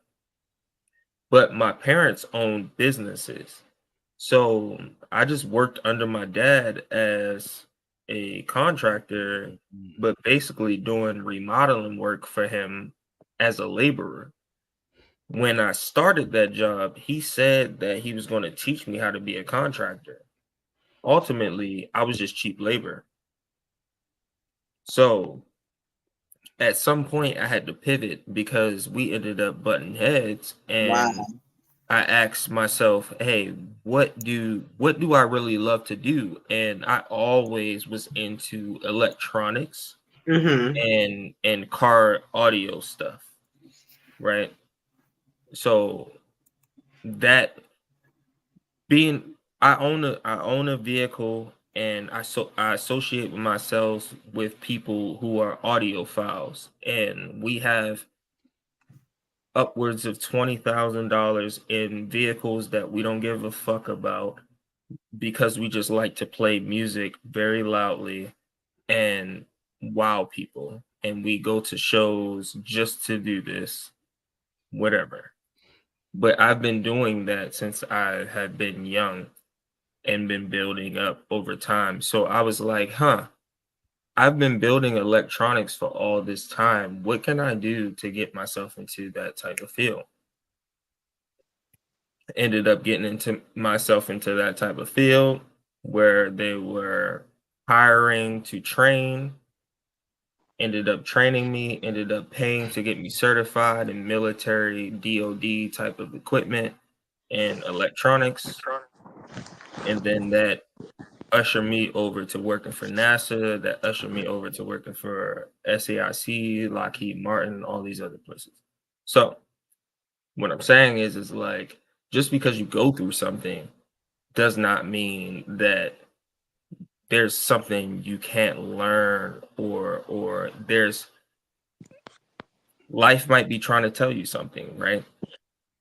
So, if I lost my job tomorrow, I would be able to get another job because it's such a niche thing that I do. But if I needed to pivot, I would still be able to get a job and train for something, online, etc., and pivot if I needed to. Mm-hmm. But for a lot of people, it's not like that. Okay. Okay. Yes. I yeah, thank you for that. I definitely think that you stepped out of the comfort zone with your father, and once you started to be in your own, you began to bet Have a on blessed yourself. night. I love you, Ross girl. I love you too. I got to play space tonight, so Okay. my Okay. Yes. How my many my books you got? How many books you gonna get? I don't know, but they been my Uber here. They done sent the Uber to my goddamn house. So y'all have a blessed night. I love you guys. Y'all have a blessed night. Y'all We good people. All appreciate y'all you. good. Hey, make sure you're safe out there, bro. No, Don't do yeah. nothing No. that way. No, I'm safe. Man, you get your Where I'm at, family I'm yours safe. drink I'm ass safe. up out of here. No, He's so horrible, yo. I'm safe. I'm finna just change out of my clothes and I'm finna just talk shit. They've been asking about me all night. I told them I was gonna come out, but I wasn't. I just came on these. I came on these panels. They started talking shit, and I ain't even leave yet. So CT, what they do? CT, What's up, man? you good? I know we Yeah. stressed your ass out. We No, stressed you're your ass. good, man. I'm getting over this ailment, but I Rob, know. I see your eye fucked up. I thought yeah, you got in a fight. Somebody no, done, yeah, no, I just I I know. off. I would Thank no. you so much for joining, Florida. Have a good Uh, night. Y'all have a blessed night. I love you guys. Y'all have a blessed night. Ross girl, would you mind? Do you mind if I sing, Ross girl? Go ahead. Go ahead. Okay. This is the Whispers, Olivia. You know the song? Yeah, I love the whispers. Go Okay. ahead. You It know the might song? come to me while you say it. Olivia the slave got distracted on her way to grandmother's Grandmother's house. house. A wolf in nice clothing came, blew her mind and changed her ways. And now she's turned out, lost and Turned out. turned out, lost and turned out. What? She's spending most of her time walking the streets. She has a certain quota to fill. He wants to buy a A new new Seville. Olivia the slave got got distracted on distracted on her her way. way to grandmother's house. A wolf in nice clothing came, blew her mind and changed her On to ways. And now me. she's turned She turned out, out. lost and Lost and turned turned out. out, lost and turned out. Yes. What Yo, is the world my coming to? CT got So my girl. many are used and abused. There's over 10 million girls who are alone in this world.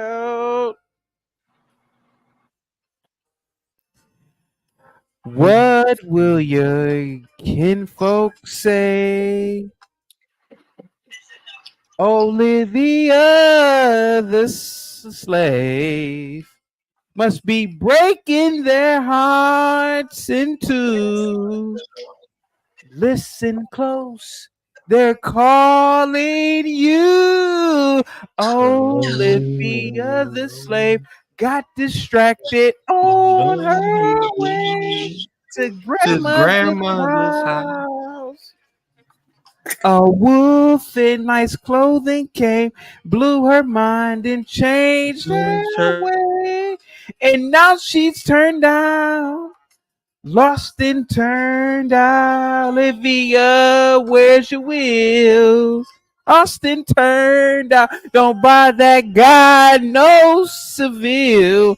Lost and turned out. Olivia the slave. Lost and turned out. Don't let him drag you to your grave. Lost and turned out. Olivia, where's your mind? Lost and turned out all the time. Lost and turned out. Olivia, stop and think. Lost and turned out. He's taking your cash to his bank. Lost and turned out. Olivia, break your chains. Lost and turned. Stop using your body and use your brain. Lost. Ross girl, what happened to real singing and singing that had a meaning to it? Now here goes a song, beautiful song, but it gives a strong message about pimping, about the pimping game. Olivia was a whore, a prostitute, and she's being pimped out. And we know in the 70s, niggas, DeVilles and Sevilles, Cadillacs. Yeah. How come we don't make songs like that anymore, man? Go ahead. So I just want to say, Go ahead. I got some more songs. Go ahead. Yeah, I'm gonna let you get your shit off. I just wanted to say that was the best that I've ever heard you sing. Like, thank you so much. Heard you sing. Thank and you. You're not a great singer. No, not at all. Not at all. Not at all. That was definitely the best. Like, you've heard me sing for 4 years, and that was probably the best in 4 years. Wow! Like, yeah, I can't. I'm mad I was muted on our cameo. I'm cameo so right there. I'm so sorry. Chaotic. Yo, I don't. I'm a little distracted from the sounds of the voice, but that is wonderful music. And we don't have great music like that. I actually saw Whispers live at a summer jam in Houston, and they had on burgundy suits. They were all synchronized as they were dancing. They had a work ethic to them while they were up there. And no, that's not there anyway. But the way that they talked about Olivia in such a beautiful, nice, sweet, even though she was a lady of the night. Yep. Why did you choose that song to sing tonight? The Whispers are largely slept on as a group, and I, for some reason, the last few times I've ran, I don't know why that song gets me through. You know, I started back running again weeks ago, and that's great. And it's something about that song, and I've heard the song before, but it's something about that song. It's weird because it has nothing to do with me, but it's something about listening to that song. It's like these people back then could take a bad situation and make it beautiful for some reason. Like the message in that song, like telling her, hey man, you're being turned out. You don't need to buy this nigga no Seville. But it's not disrespectful. It's like, don't buy that guy no Seville. It's like I don't know. It gives me motivation to run for some reason. I've been listening to it while I was running. They were more creative about. They were more creative, and it's not like it's not like you're knocking the game. It's like, hey, you ain't gotta buy that guy no Seville. You can get somebody else. Yeah, don't be out here tricking on this. Maybe Olivia was a second niece, a second cousin to one of them or something. Maybe it was. I don't know. It's something about that guy. I got a lot of songs. HTT, what is that? The stylistics? That's the Who's whispers. This is Whispers. the Oh, that's the whispers. Yes, Where the the Whispers. whispers were Yeah. out of what area? The Bay, if I'm not mistaken, Oakland or something. Oh, well, yeah. Oakland is Yeah. prime time for hoes. Yeah, for It sure. was Pimp City. Yeah, you're right. I heard Yeah. that. I got another song if you mind me singing it. Yeah, I mean, like the chat. Can you excuse me, you guys? We're gonna let Chaotic give us Yeah. another tune. Just Go one more ahead, song. go ahead, All right. just one more. Can This I is sing Marvin. along or not? No, it's kind of gay if you sing along. This is Marvin Gaye. I Want You. Oh yes, that's my. Ooh, wait. Yeah. No offense, Rashu. I don't want you to sing this song with me. Okay.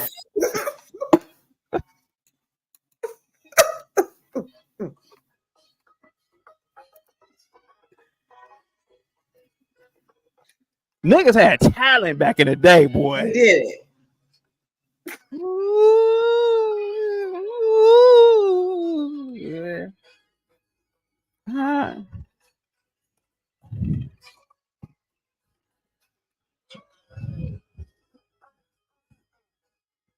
I mean, the intros, like leading up to the lyrics, were good.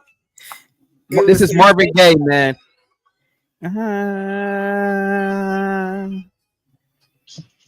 We can't hear the song, bro. He don't want us to hear him sing. He wants us to hear him Chaotic sing. Can't. Hold on, it's coming up.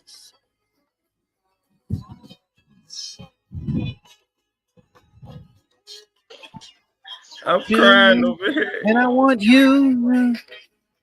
I want you. But I want you to want me to, baby.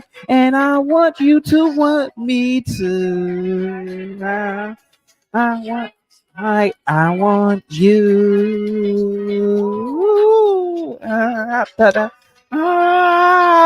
Give your love, the love I want in return, sweet darling. But half of love is all I feel. I can't master it yet. Too bad. It's too sad. I'm gonna change your mind some way, somehow. And I want you the right way. And I want you, but I want you to want me to.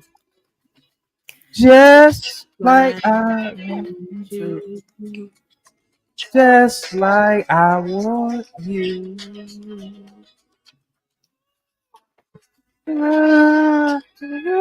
Guys, that was I can't master the lyrics, but anyway, that's Marvin Gaye, I Want You.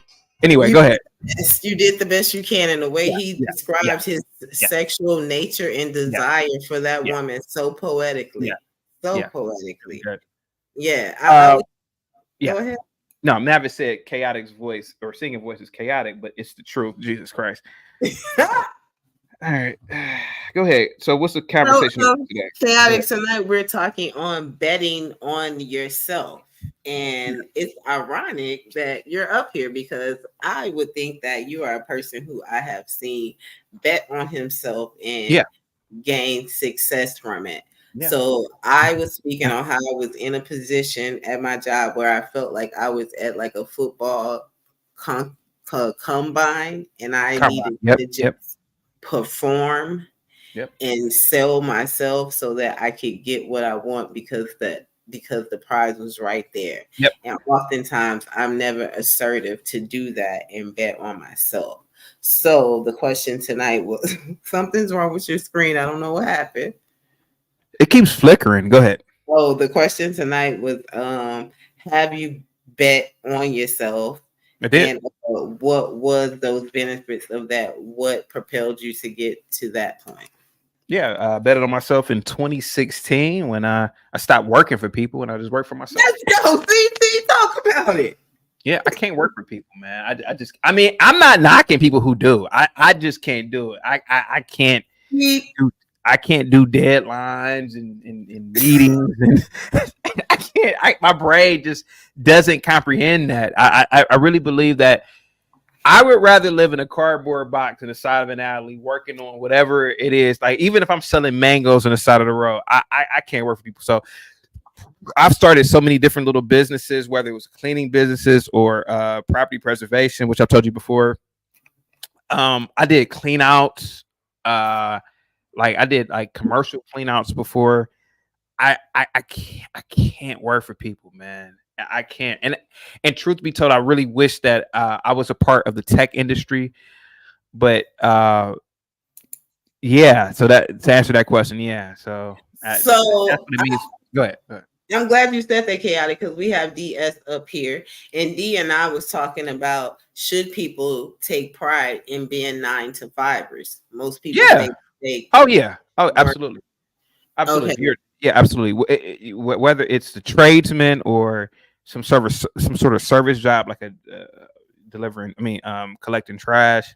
Of course. I mean, if we didn't have these people, thank you so much, Blue Jay. She said, "I agree, CT. I hate being on a strict schedule. I can keep appointment times, but day to day, I get so restless." I agree. Jay Savage says commercial clean outs. He had bed bugs then. No, that wasn't that wasn't commercial cleanouts. I'm talking about industrial commercial cleanouts. But anyway, and so no, there's nothing wrong with 9 to 5s. There's nothing wrong with doing jobs. It's just that it's not for a lot of people. But we need garbage men. We need dishwashers. We need firefighters. We need police. And I never knock people who do 9 to 5s. To be completely honest with you, man. Yeah, never knock. Mm. We need Oh, people like okay. that, and we need people to secure the country. I know people don't look at it. My goal is to not do 9 to 5 forever. Like my goal I is gotta use the bathroom, guys. Give me 1 second. I'll be right back. Mm-hmm. Go, Russia. my goal is to invest enough money to where as though I can retire technically and invest money in properties, etc. Mm-hmm. I'm not really trying to. My goal is not to always be working 9 to 5, but what I'm saying is I got it sweet. You know what I mean? So I make a decent amount, and I have equity in the company that I work for. Mm-hmm. So I'm good as long as I put money aside. As long as I allocate as much money as I can to my 401k, I'll be Mm-hmm. sure. I'm not worried about anything. So Mm. Okay. All right. And you, oh, okay. So do you find you're okay with not having the stability of a 9 to 5? Because you say you want to break away from that. yeah. Because I mean, I understand how to make money once you have once you have money, it's easy to make money. So Mm-hmm. breaking away from the 9 to 5 is not really a problem. It's Mm-hmm. just building up that nest egg and having the knowledge to know what you want to do. Mm-hmm. Even if you don't know what you want to do, there are things that you can do if you have enough money saved up that are just like no brainers. You know what I mean? Like you don't even have Yeah. to think about it. And here's 7, 10%, 14% a year, right? So it's just basically just living below your means, saving up that nest egg, and then investing it. Mm-hmm. So, 1 second, I have Black Thoughts on the panel. Thank you, Black Thoughts, for joining. A happy Friday to you. The question tonight was, do you bet on yourself and the benefits of that? How are you doing, and what are your thoughts on that? Uh, Good morning, I guess I should say. Good morning. Rise girl, right? It's 1:32, so I guess good morning is appropriate. Um, For the people in Cali, I was saying happy Friday to them. so yeah, good morning, Rise girl. Thank you for having me. How are you? And thank you, thank you for pulling a real nigga up. You know what I mean? Uh, Hold on, Raj, you can't laugh. My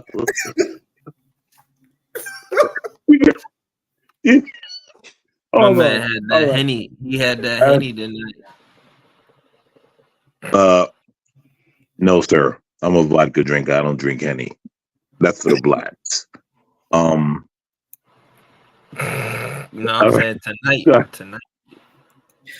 So, Black hold on. Thought, what do you think? Right. Rob, why you? I'm sorry. I'm sorry, Roz. I'm sorry. I was I was trying to be serious. What was the question again? The question was, do you bet on yourself? Have you betted on yourself and the benefits of that? CT said he betted on himself in 2016 when he realized that he couldn't work a 9 to 5. I said I betted on myself because I was in a great position today and I really needed to position myself to get what it was that I ultimately needed in life or aspired to do. So I'm asking you, like, do you bet on yourself? Do you find it hard to bet on yourself? Uh, yeah, listen, right? I don't. You see, I don't think a lot of people don't understand what betting on themselves means, right? Mm-hmm. Because you could bet on yourself. You could bet on yourself even going to work for another job, right? Because you can have a job where they don't see any worth in you, and you can be like, "All right, I'm out of here," and you can make just a whole leap and go to another job that may pay you 30K more. That's betting on yourself, even though you work for someone else. That's betting on yourself, right? Because no one else got you there but you, True. True. right? And so right? And so now, I mean, I work for a company and I work for myself, right? I do a lot of work for myself, which is a lot more lucrative, right? But I also work for a company Mm-hmm. because, like, at the end of the day, I'm going to be able to get my all the benefits and all that stuff, and just I'm not going to indulge in that. But Mm-hmm. like, yeah. So you can actually bet on yourself. Betting on yourself is basically the best bet. Yes, you should bet on yourself. True. Always believe in yourself. Always do what you feel is best to do for yourself. Mm-hmm. Always, always bet on yourself. Mm-hmm. Yes. A lot of people find it hard to bet on themselves, though, like because of the need for stability of a 9 to 5, because of family and needs. Rashid talked about how his dad tried to put him in a position, but he wasn't completely fulfilled in that. Um, there was a question by Lionel where he said, Lionel, what did you say? Does age have anything to do with it? And when it Yeah, comes to, yeah, yeah. Does age have anything to do with it? do you think age And has anything to do with it when it comes on betting on yourself and stepping out like that? yes, and I gave my own example for that situation. Oh, okay. I was also asking Black Thoughts that as well. So here's the thing, right? If you're taught, so basically, school beats the betting on yourself out of you.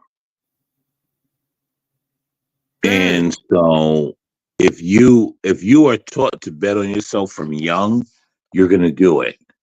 If you're if you are told to bet on yourself at 50, you're not going to do it. If you've never been a person that has done self things and seen money for self, you're not going to do it, mm, right? Because if you look at school, what all of the videos we watch on school, they tell you, right? School beats it takes what's the word I'm looking for? It takes all the innovation and everything out of children, Mm. right? Mhm. And it just kind of makes you a follower. And Yeah. so at that point, you're not betting on yourself, right? But if you come from a family where your father and mother and their self they're doing for self and they're business people and they're working for self, the children are most likely to do that because they're seeing betting on yourself, Mm. right? Mm. And so right, and so if you don't come from that and you just see, right, because a lot of people, when you go through school, when you go through schooling and all of that, you're actually taught to be very obedient, Mhm. and you're taught to just follow, just keep following. I like that you said that. Yeah, In my I was making a point about this earlier, but I am about to get the hell up out of here. You guys have a good one. you But too, bro. yeah, Black Thoughts. Yeah, You can you're speak on on to it if something. you want to state it as your last words if you want to before you go. I mean, all right. I mean, but Black Thoughts is saying is correct, right? Mm-hmm. People appeal to authority all the time, and a lot of times we're always challenging authority, or new things are being discovered all the time, and it is changing what we know about science and etc., right? Or the understanding of how the brain works, for example, right? I don't believe that um the brain is necessarily creating its own impulses. I believe that we are a receiver of some sort, because there's evidence of people having brain damage or not even having a brain at all, like 90% of your brain gone, and they didn't know. It wasn't until they had a issue in their leg to where as though got a CAT scan and there was an issue. So I don't know. It's a long conversation, but I Mm-hmm. mean, yeah, Well, I'm well, not fit thank you to for have it. joining the panel tonight. Yeah, I appreciate you having me Yeah, on here. thank you. Black Thoughts, I wanted to say to you, in regards to what you said, if your parents are raised you, and I'm thinking other people might have some things to say too. I don't think my parents taught me to bet on myself. Though my parents were working parents and educated people, it was you go to work, you get a job, you take care of yourself. And if there was anything that you wanted to do that would have to do with like a talent or some abstract shit or start, like things of that nature, I don't know if it was the culture or the generation, it just didn't come from them. And even today, like my parents are still waking up every morning, 3 o'clock in the morning, 4 o'clock in the morning, because that is just what they are focused on doing. I don't think it comes necessarily from betting on themselves. I think it just comes from the comfort and complacency of knowing this what keeps this livelihood, this lifestyle, and all that going. If that makes sense. Does anyone have something to say to that? But See, okay, so Roscoe, right, and again, right, there's nothing wrong with that. But mm-hmm. the thing is, are your parents business owners? No. Right. So they've gotten to the point of the complacency with, right. So let's look at college professors, right? Mm-hmm. Like, and your parents could be college professors, right? I don't know what they do. We don't need to get into that. But let's Mm-hmm. just look at like college professors, right? A lot of them are fixated on what? Tenure.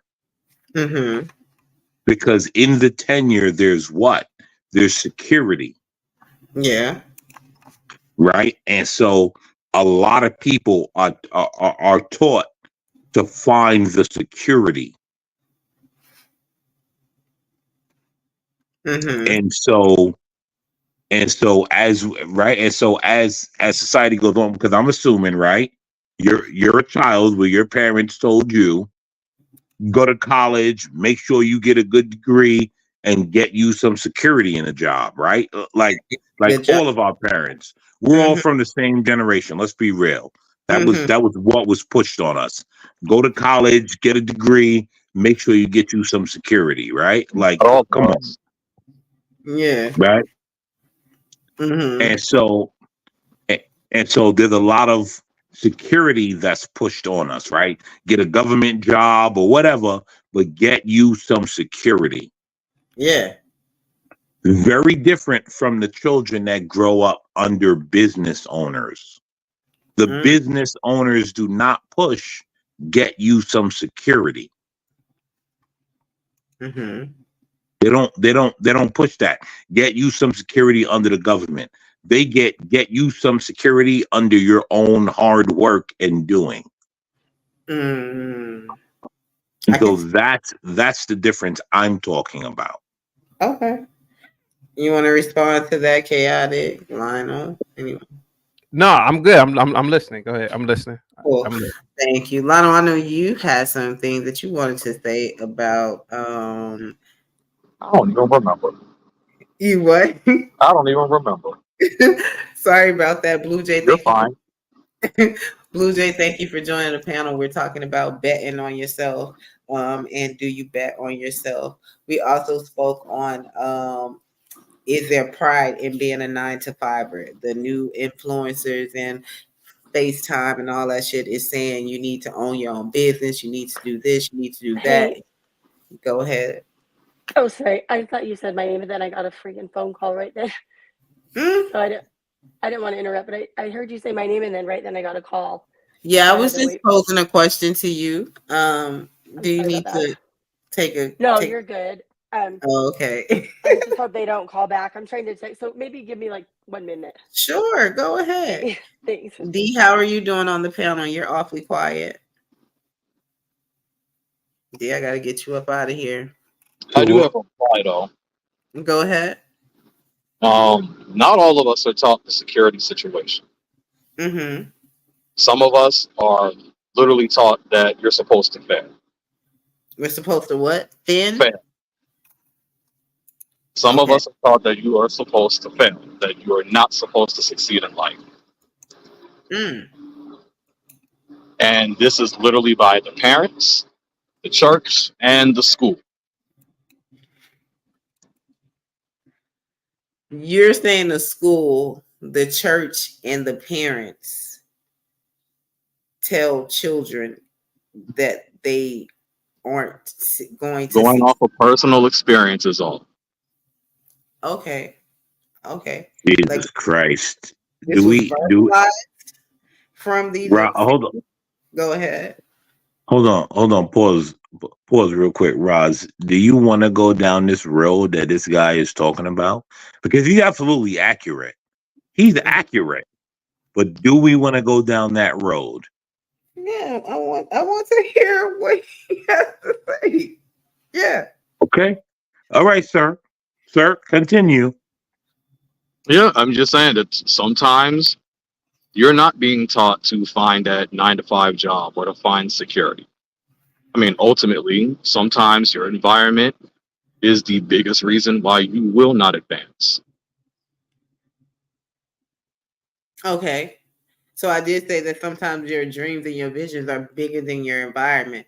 So do you think that person should leave their environment, or because they're in a situation they don't even have the consciousness to make that decision?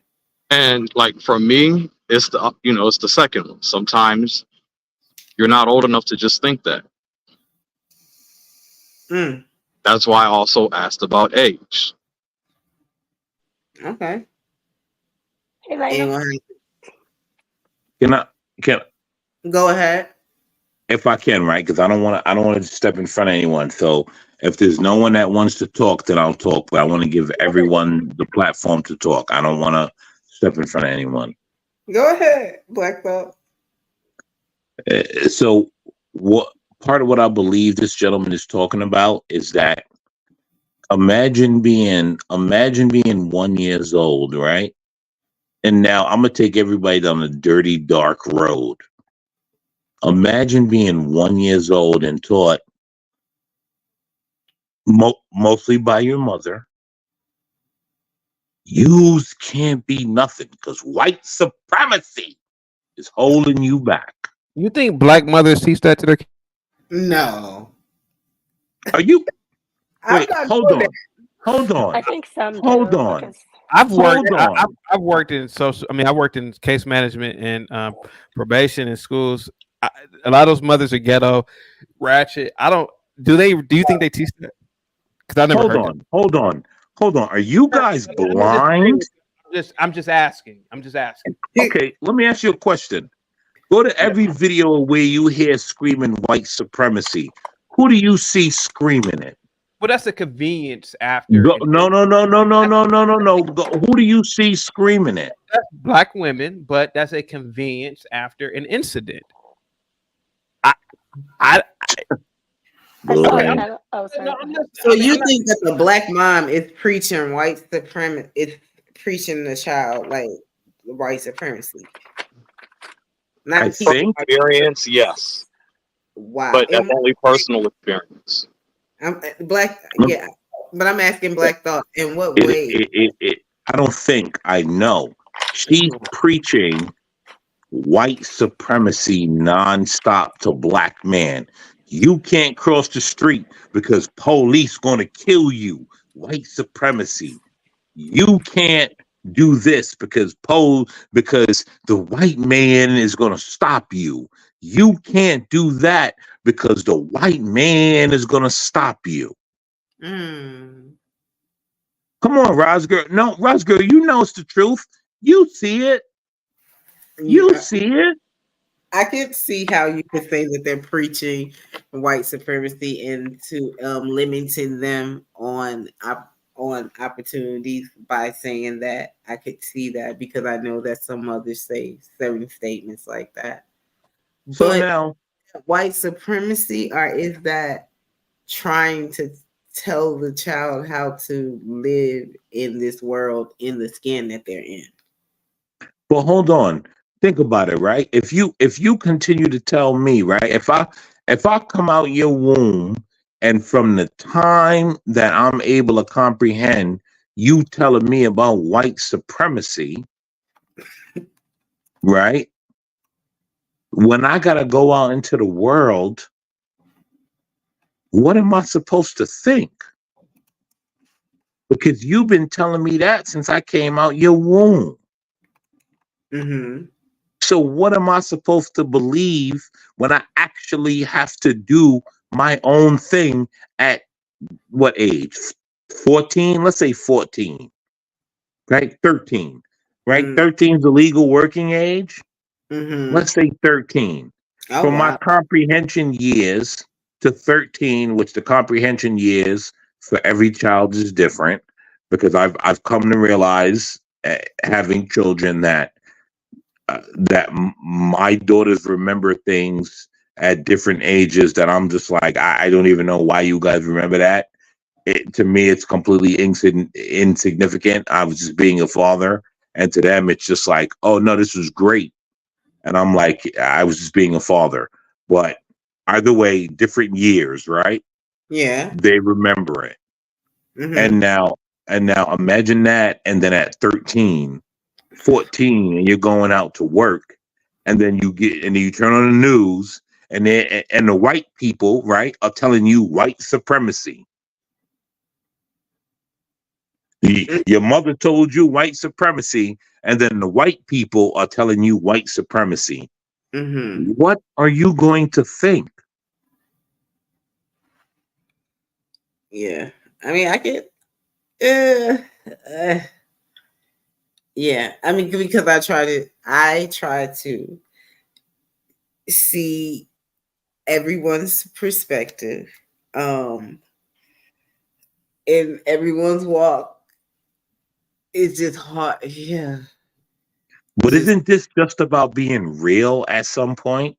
It's yeah. like if I grew up and my mother kept telling me you ain't gonna be shit because the white man's gonna hold you back, and then I turn on the TV and the white people that support my mother telling me because the white man's holding you back, why would I even try? Okay, but because I mean, I very much believe that there is white supremacy and racism, regardless of what CC says. But I don't think that it hinders us, people in my skin, from succeeding, if that makes sense. So I But what would I'm saying, hope Roz, time that these children who grow into adults develop some type of knowledge where they would try to do what they was limited from doing, if that makes sense. I guess. Yeah. so, so let me ask you a question. Did you come from an affluent family? Yes. Did your family push to you white supremacy?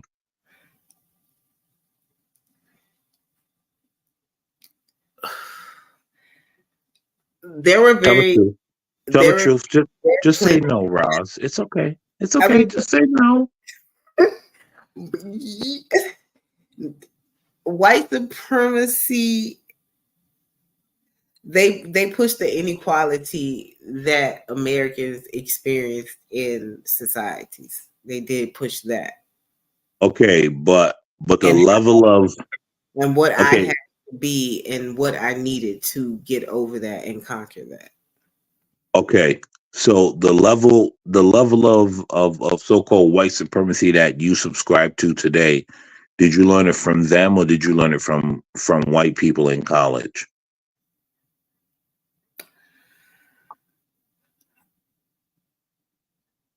I would say that I did experience white supremacy where I could feel it until I was somewhat of an adult. So I would say that I learned it from my experiences through college and life.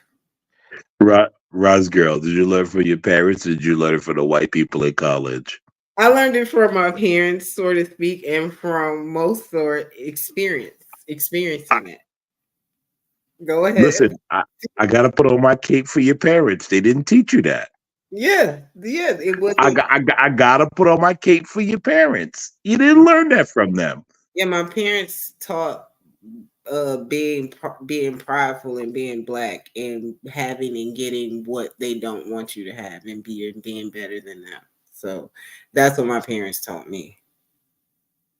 And so, Roz, that's what I'm saying. Or the level of white supremacy that you learn now came from your college, Yeah. and the white teachers and the white colleagues and all of that, whether it was the HBCU or not, and the white liberals, they taught you all of that. That didn't Yeah. come from your parents. Yeah, I It went didn't to come from your parents. go ahead. Yeah, I went to a white university. Go ahead, CC. I gotta leave, but It can I do didn't come from your parents. can I do a leaving song real quick? Yes, you can. We'll This get is back to this black thought. Michael Jackson. Remember the time. Oh no, come on. This is one of your favorites. Oh God. Are you gonna sing CT? See, Yeah. hold on. Are you gonna sing "Remember the Times"? Yeah. Keep it cool. I don't know what you want to try. Every time you see. Do you remember Oh when God. we fell in love? We were young and innocent then.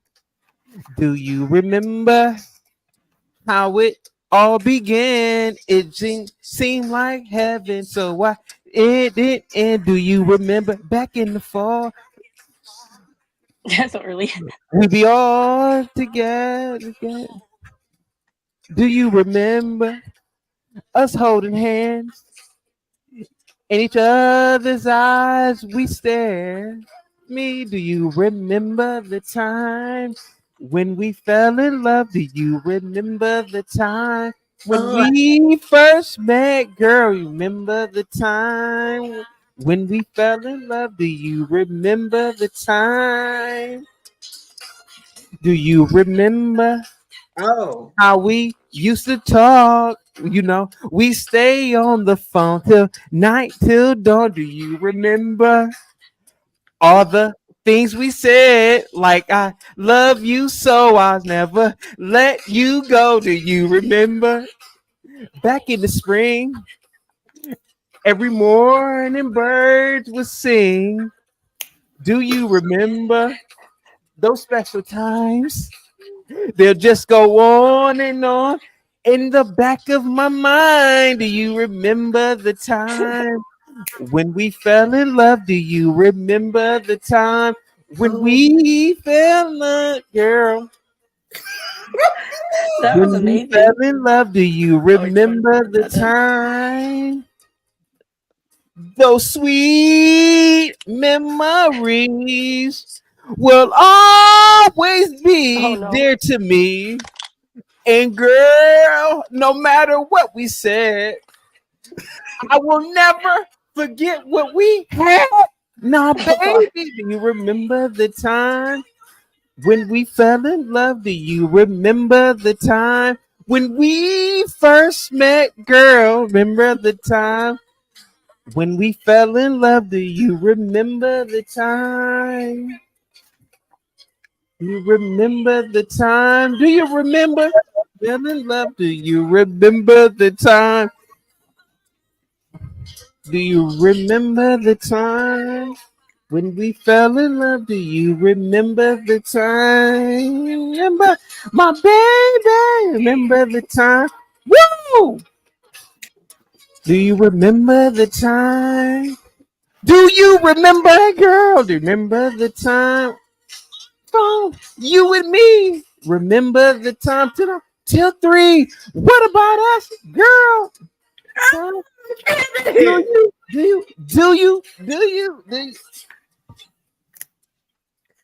you remember the time?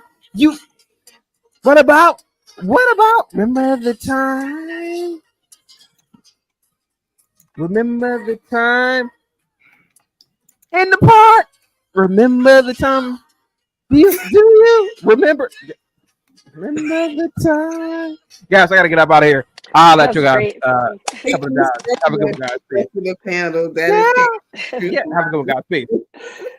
I think we're all gonna remember Make that sure y'all forever. subscribe to his C- channel. CT is going to make sure we remember the time where he sung.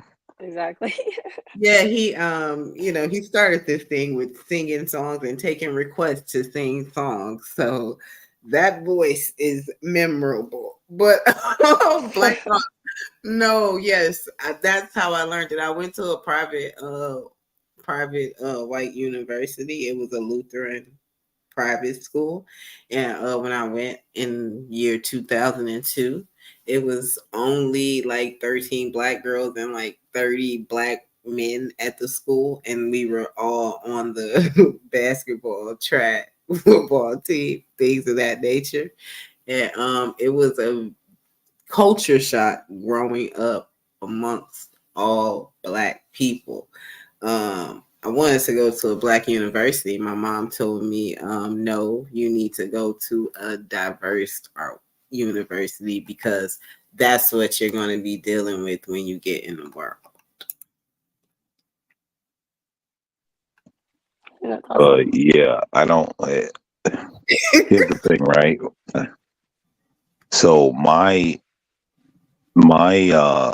daughters, because I didn't go to college, right? I'm just a regular stupid plumber. That, I mean, Um, you just chose. College is a choice. That's what I always say. People don't have to go.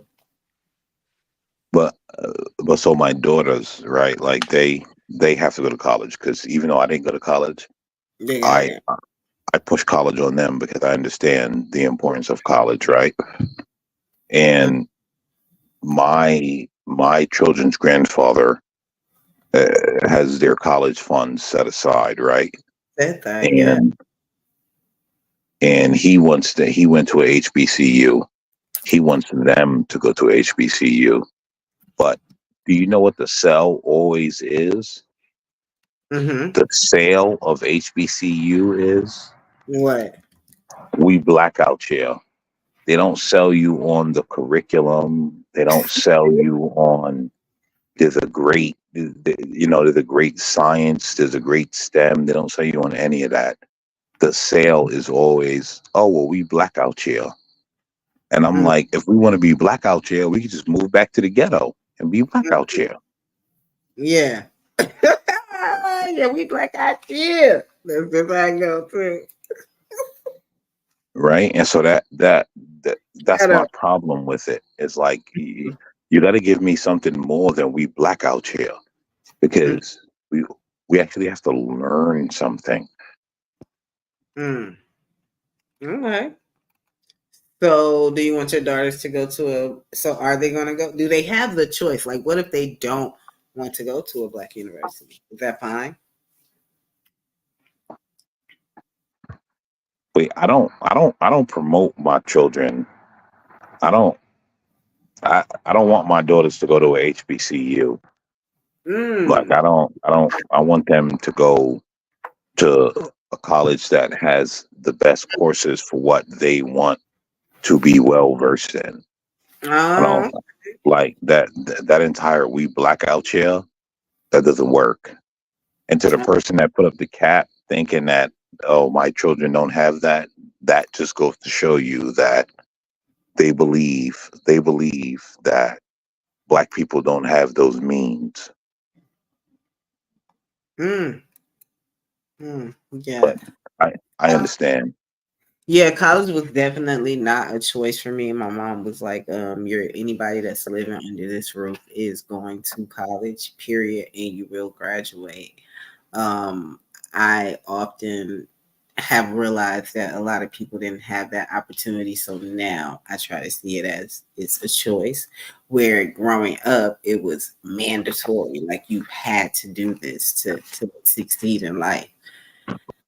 I don't know so much now, Black Boss, but I want to get back to that. I want to welcome Blue Jay to the panel. Blue Jay, are you good and ready to go? Yes, I am. Can you hear me okay on these? I got my AirPods. Yeah, we Hopefully, I have can good hear you. quality. We Okay, can. good. Thank you for joining. Did you want to speak on a topic? Anything you heard us speaking about? Yeah, I can just kind of join where you guys are at now in Mm-hmm. college. Um, yeah, I agree. I don't know if it's necessary now, but if kids do go, they definitely should do what Black Thoughts is saying and focus on a specific career goal rather than like, I don't know, like when I went, it was just, okay, I don't know what I want to do, so I'll just do general studies for now. You know what I mean? So then when I did make or find a major, which I did international business, I had to add a year of school because I could have taken those curriculum courses during those first 2 years, but I didn't. But I mean, I definitely don't regret going though. Mm-hmm. Mm-hmm. So as far as like where you say following betting on yourself, Mm-hmm. um, I had an interesting professor my senior year when it was time to do the internship. His philosophy was he kind of took us all, we all had individual meetings with him and talked about what we were thinking. And I had a very small class size. I went Mm-hmm. to a private college. It was a private liberal arts college. And so it was very like involved with professor stuff. So they kind of get to know you a little bit, right? So Mm-hmm. when he said, what would you do if you didn't have to worry about money? Like you work, but what would you choose? And I said, well, I would just design homes. I mean, that's what I would do. Buy them and remodel them or, design new construction. He's like, well, why don't you try to find an internship in interior design? And I was like, what? Because I was almost done, right? I was almost graduating for a degree from like a really like like for Utah, it's prestigious, like our like most Mm-hmm. hot, nice school. But I decided to do what he suggested, and I was kind of nervous. I called around to interior design firms. I'm like, I'm an international business major, but can I do an internship? And actually, one of the top firms, they said, actually, we need somebody to do accounts payable, receivable, and invoices, and purchase orders. So we need someone that knows Excel and Word and PowerPoint and all these things. So they're like, that's great, and they paid me a little, But so when I worked there, I really got to know the industry and decided, okay, I actually do want to take discourse maybe later. Mhm. And I was married, so I didn't have to work, like full time or anything. But and then I ended up going back to school and doing interior design degree. So sometimes I regret it because I think I would have a lot more money if I had done stuck with the international business path. But yeah, I think what you're saying is prioritizing what really is important to us, and sometimes we don't even know what that is. Mhm. Really honest with ourselves, and we just follow the crowd.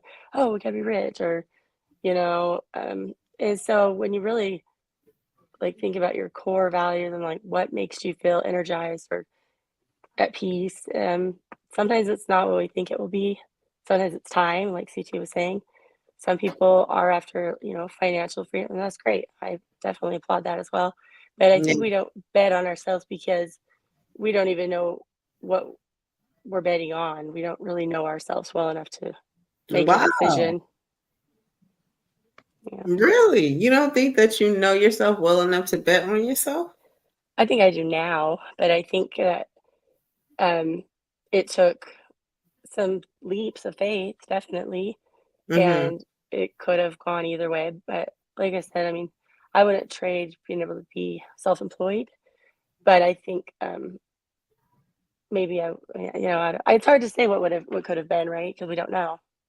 Mhm. So, but yeah, I think if everybody was good at betting, then we'd all be rich because we'd be able to gamble, and we probability is low. So I think it's kind of the same concept. So I don't see it as much as betting on ourselves as it is like being true to ourselves and being honest and kind of, taking risk in small doses, obviously, not catastrophically, but just kind of figuring out what makes us sleep well at the end of the day or like at night and what we feel like we've done something that didn't exhaust us or stressing us out. But, so that's just my take on that. Yeah. Thank you for that. Mm. Some things I agree and some things I don't. One of the things I think about is betting on yourself. I can see it as a risk, but for me, I've realized now that the greatest fulfillment is betting on myself and knowing my worth and in a professional way, being able to say I can do this, I have this, and this is what I want, and being able to walk up to those who have the power to change that for me by telling them that and knowing that if given the opportunity, I can follow through with that. Um, I think that is what betting on myself in that arena is, and if I don't get what it is that I'm seeking from that, I'm more satisfied because I was able to present myself in that way, knowing that you've had the opportunity and you didn't take it, and now I can walk away from this opportunity to get something somewhere else or do something different, if that makes sense. Yeah, I think I understand what you're saying. Mm. And I agree with that. I think a lot of people, especially people that don't have degrees, no shade, but they'll often say, well, they don't make much more money than people that do, or they'll say it's a waste of time unless it's STEM and things like that. And in some ways they could be right if you're just looking at very surface level. But I think, Yeah, like you mentioned, there is a sense of pride and a satisfaction, like self-confidence that you get when you follow through with something you set out to do and you finish it. And yeah, like yeah.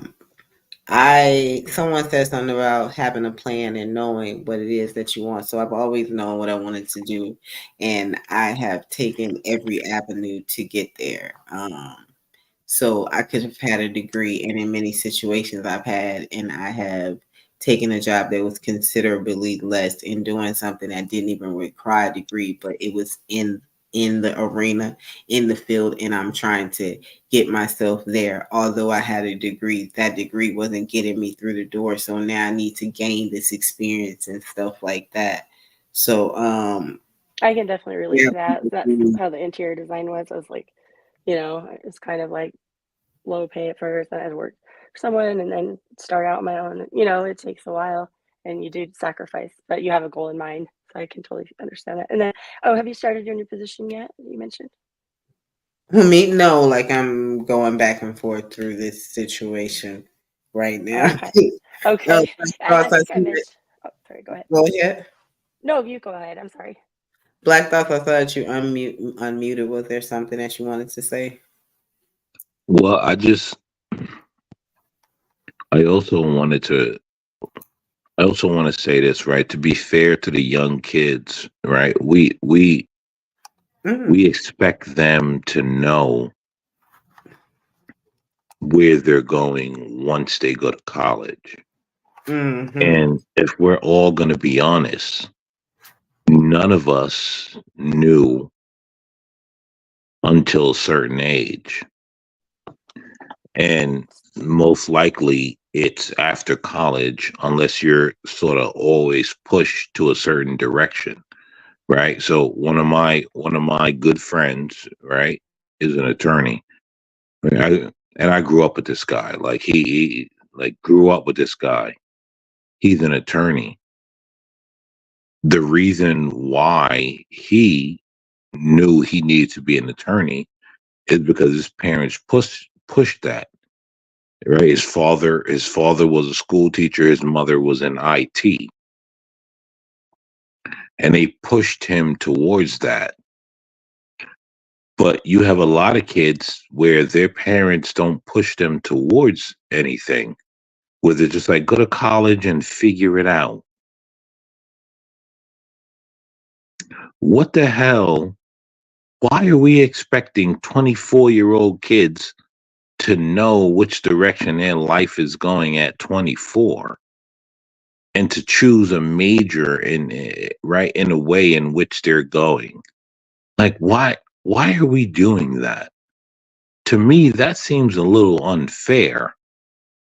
Now, granted, right? I tell, like, granted, my Mm-hmm. oldest is 15. I tell her, you have few degrees that I'm going to pay for, right? Because I'm not paying for your bullshit liberal arts, and you're going to wave your hands in the air and tell me about a bunch of bullshit, right? Like we're not going to do it. Like you're gonna get a degree in something that matters. But like why like why are we expecting 24-year-old kids when they come out of college at 24 to just know, like, oh, I'm gonna go be an attorney and this and that? Like, no. Like, how many of us up here, right? And again, right, I'm just a stupid plumber. I don't know anything. I've made good money.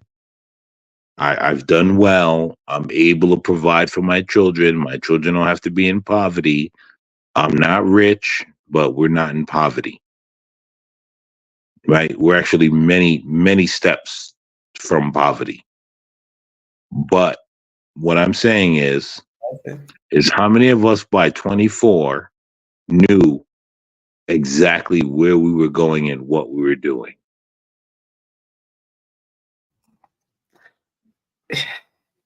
I thought I did. Like I thought that I wanted to be a social worker in the urban areas and urban cities. And then I graduated from college at 23, 24. Started doing that, got burnt out, was trying to figure out how to turn this dream around and make it work for me. So yeah, I can understand that. Well, Mhm. I think it's never too late. I know I mentioned to you once on one of your panels that Mhm. I'm in the process of starting, the clinical psychology Mhm. degree, and Yeah. and I've like have kids that are in high school, so I figure that's what I want to do now. So I think if you also remain fluid and don't feel like, oh well, I'm too old to start that, or I'm already in this position, so I might as well stay. I think we just have to like check with ourselves every so often and make sure that we're still satisfied and content with our life direction, and know that Mhm. we have options to change if we want to. So I thank you for that. I kind of agree with you, Black Thoughts, in regards to why do we expect 24-year-olds to be able to make it's basically a life decision, as if and Lionel said it, as you grow on with age, plans change with age and growth, as if they won't grow and be mature adults at that time and want to change their careers. But I think that our educational system basically sets it up like that, where they're sold this beautiful dream of like whatever your interest is, you can make money in it if you go to college and specialize in it. Or even as they go through public high schools and all of that shit, where they have these tech programs and medical programs that are geared towards certain things, and then you get early college credits and you're working towards this supposed dream that you thought of in high school and all of it. I think that our education system manipulates our kids in that way, where they give them that freedom to have a choice to make something that can be a detrimental life financial burden for them. Because once you realize and grow and realize that maybe that's not what I want to do, or you're not making money at it or anything, you have to go through this again if you choose to. If that makes sense. Yeah. I think it's ideal if you know early on. I mean, obviously, then you have more time to get, more experience and more clout in your career. But I think you're probably the exception. Or even if some people do go in early, maybe they're not satisfied like you are later on. Mm-hmm. True. What do you guys think? What do you think, Lionel? Are you there? Black Thoughts. I am here. Okay, yeah. I was saying that I think the education system manipulates the kids like that to make them feel like they know at that time period what they want. You just get through the program, you succeed through the program, and if you succeed through the program, you succeed through college, then you believe that you're going to be successful in college. But that's go ahead. The education system is basically just a catalyst. I blame the parents if you're having that thought process by the time you're getting out of it. I was about to say that And part. I absolutely blame the parents. I blame the parents for everything. It's generally always their fault. I'm not going to sit here and blame the education system when the parents should be following up what these people are teaching your children and seeing if it's right or not. Mm. A lot of I people say that the parents should be the first teachers of their children, so I could see that point of view. Right. I think it's Well, definitely the parents' result. I don't know about fault insinuates that they were consciously like making a decision. I think some just don't know anything different, so they're teaching their children what they are capable of teaching them. I think sometimes. Well, again, right? Rather, I think you speak from a point of where you are now, right? But talk about Well, help me 20, go 20. back. I'll say help me go back so I can Well, get it. no, but then I'm saying is think about 23-year-old Roz girl in college, Mm-hmm. right? Getting ready to graduate, right? Mm-hmm. And right, and I'm just saying 23. I know, technically out of college you're supposed to be graduated by 22, but if you do your masters, you're 24, 25. But anyway, Black thoughts. How much do you think we can credit that to the fact that Roz did have a very structured life? Her parents are obviously grounded and no, stable. no, but the thing is, I'm not attacking anything like, right. I Oh, think, I I don't think, take it that way. I think people think that I'm attacking. What I'm saying is just look Oh. at when you were 20, 22, 23, right? Mm-hmm. Like it when you were 22, 23, ready to graduate, it's very different from where you are now, Mm-hmm.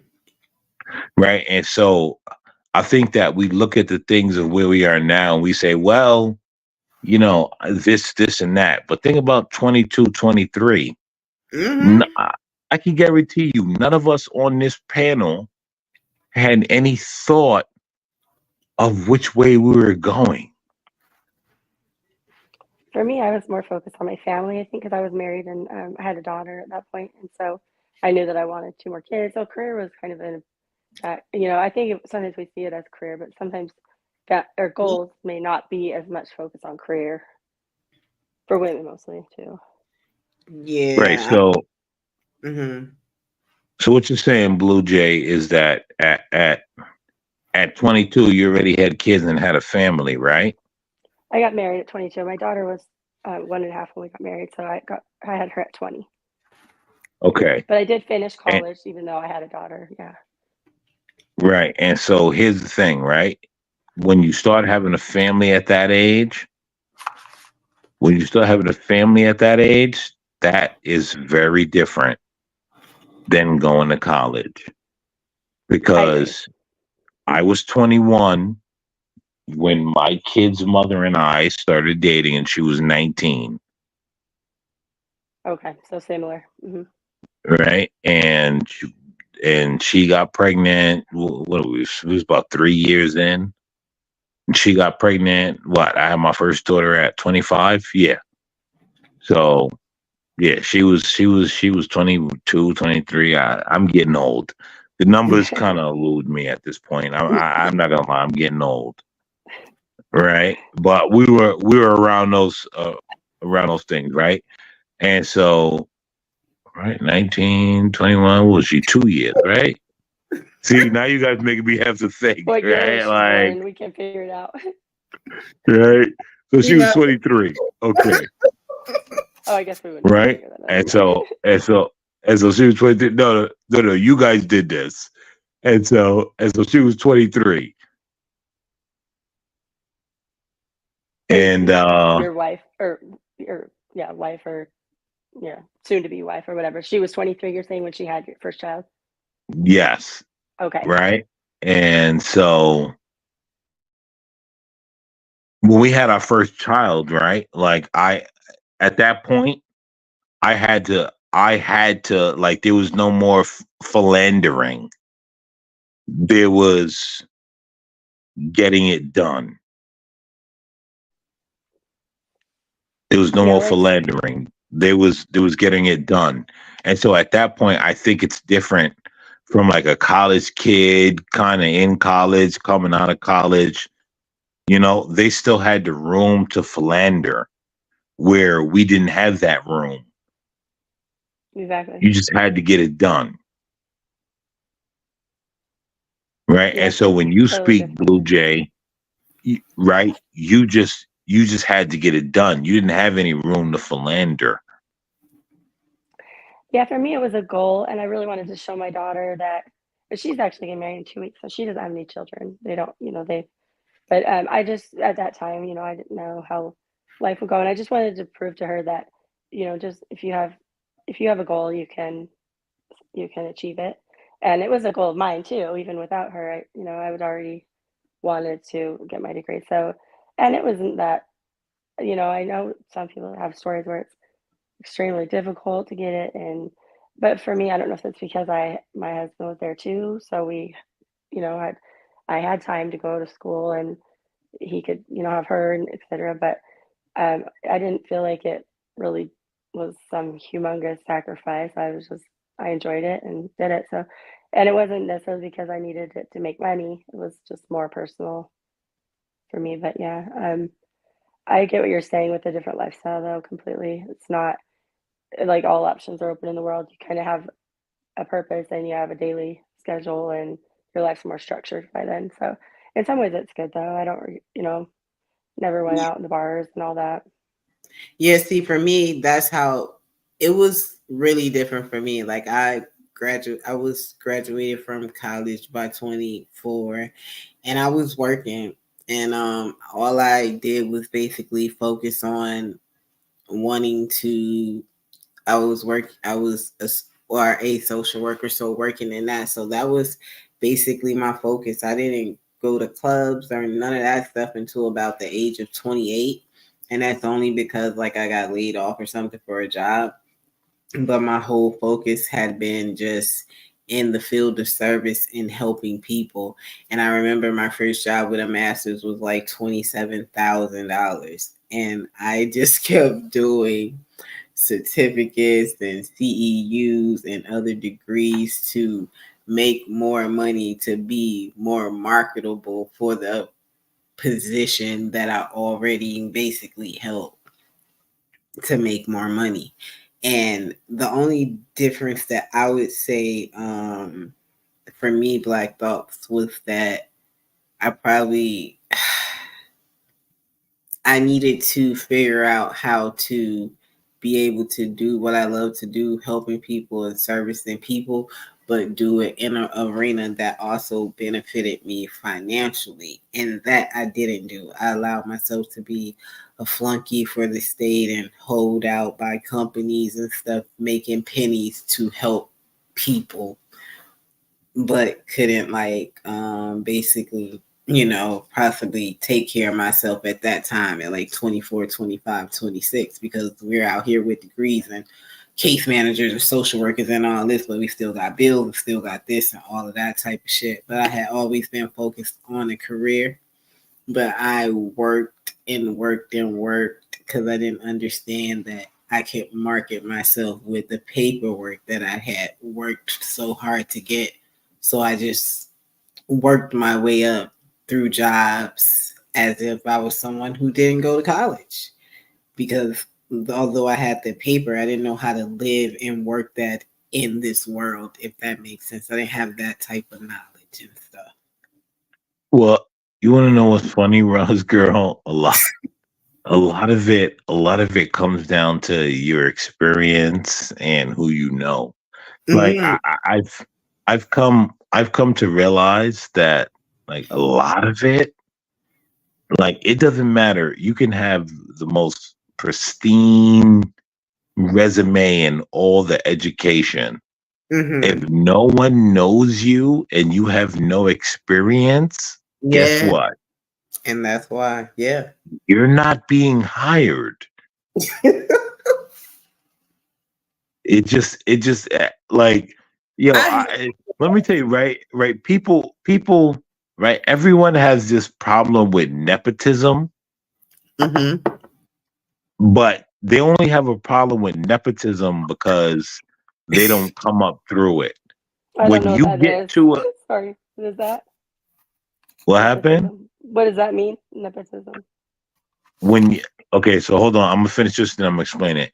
When Okay. you get to a certain age, nepotism becomes about a good 50% of how you get into places. Mm. And experience is the other 50%. Right. Yeah. And so nepotism is basically who you know. Wow, you're Okay. smart. And that's where I'm at in my life now. So Like, your network. That's why I say I lack the third of this. Like I lack to be able to go up to people who I needed to speak to, who could make those decisions. And I needed to put myself out there to be seen. Yeah. Oh wow, Black Thoughts. I'm sorry, I didn't yeah, mean to. like, no. Like, look, nepotism, listen, a lot of it, like, people don't understand, a lot of it is never, like, I've gotten jobs, right? Like, listen, I had a homie, right? He called me into it. Like, I've had a couple jobs where Mm-hmm. people just called me in and been like, "Yo, I need you here to come in and do this and that, and just like come in and do this and that, right?" And again, right? I'm not. He said relatives. Is it relatives or people are putting people in positions?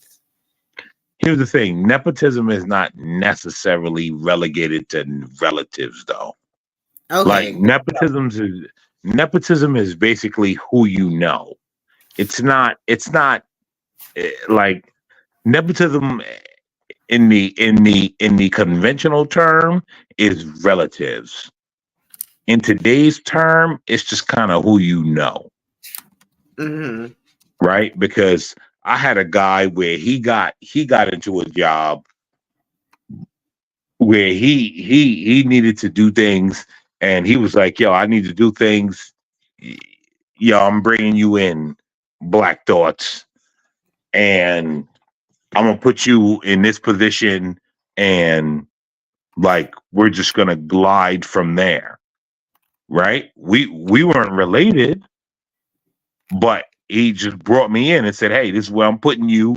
This is what we're gonna do. Do you want to be a part of this? Yes or no?" And so essentially, that is a part of nepotism, right? Because if you ask anyone else, they would say, "Yeah, that's nepotism," because you got in there basically knowing certain people and certain things. That's how you got there.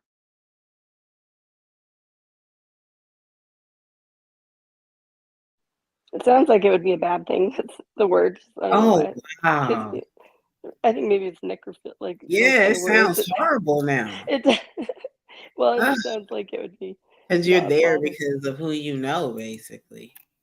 Oh, sorry, I meant like You guys, you roommate. guys have to understand something. That That's how it that works. is that is basically life beyond 25.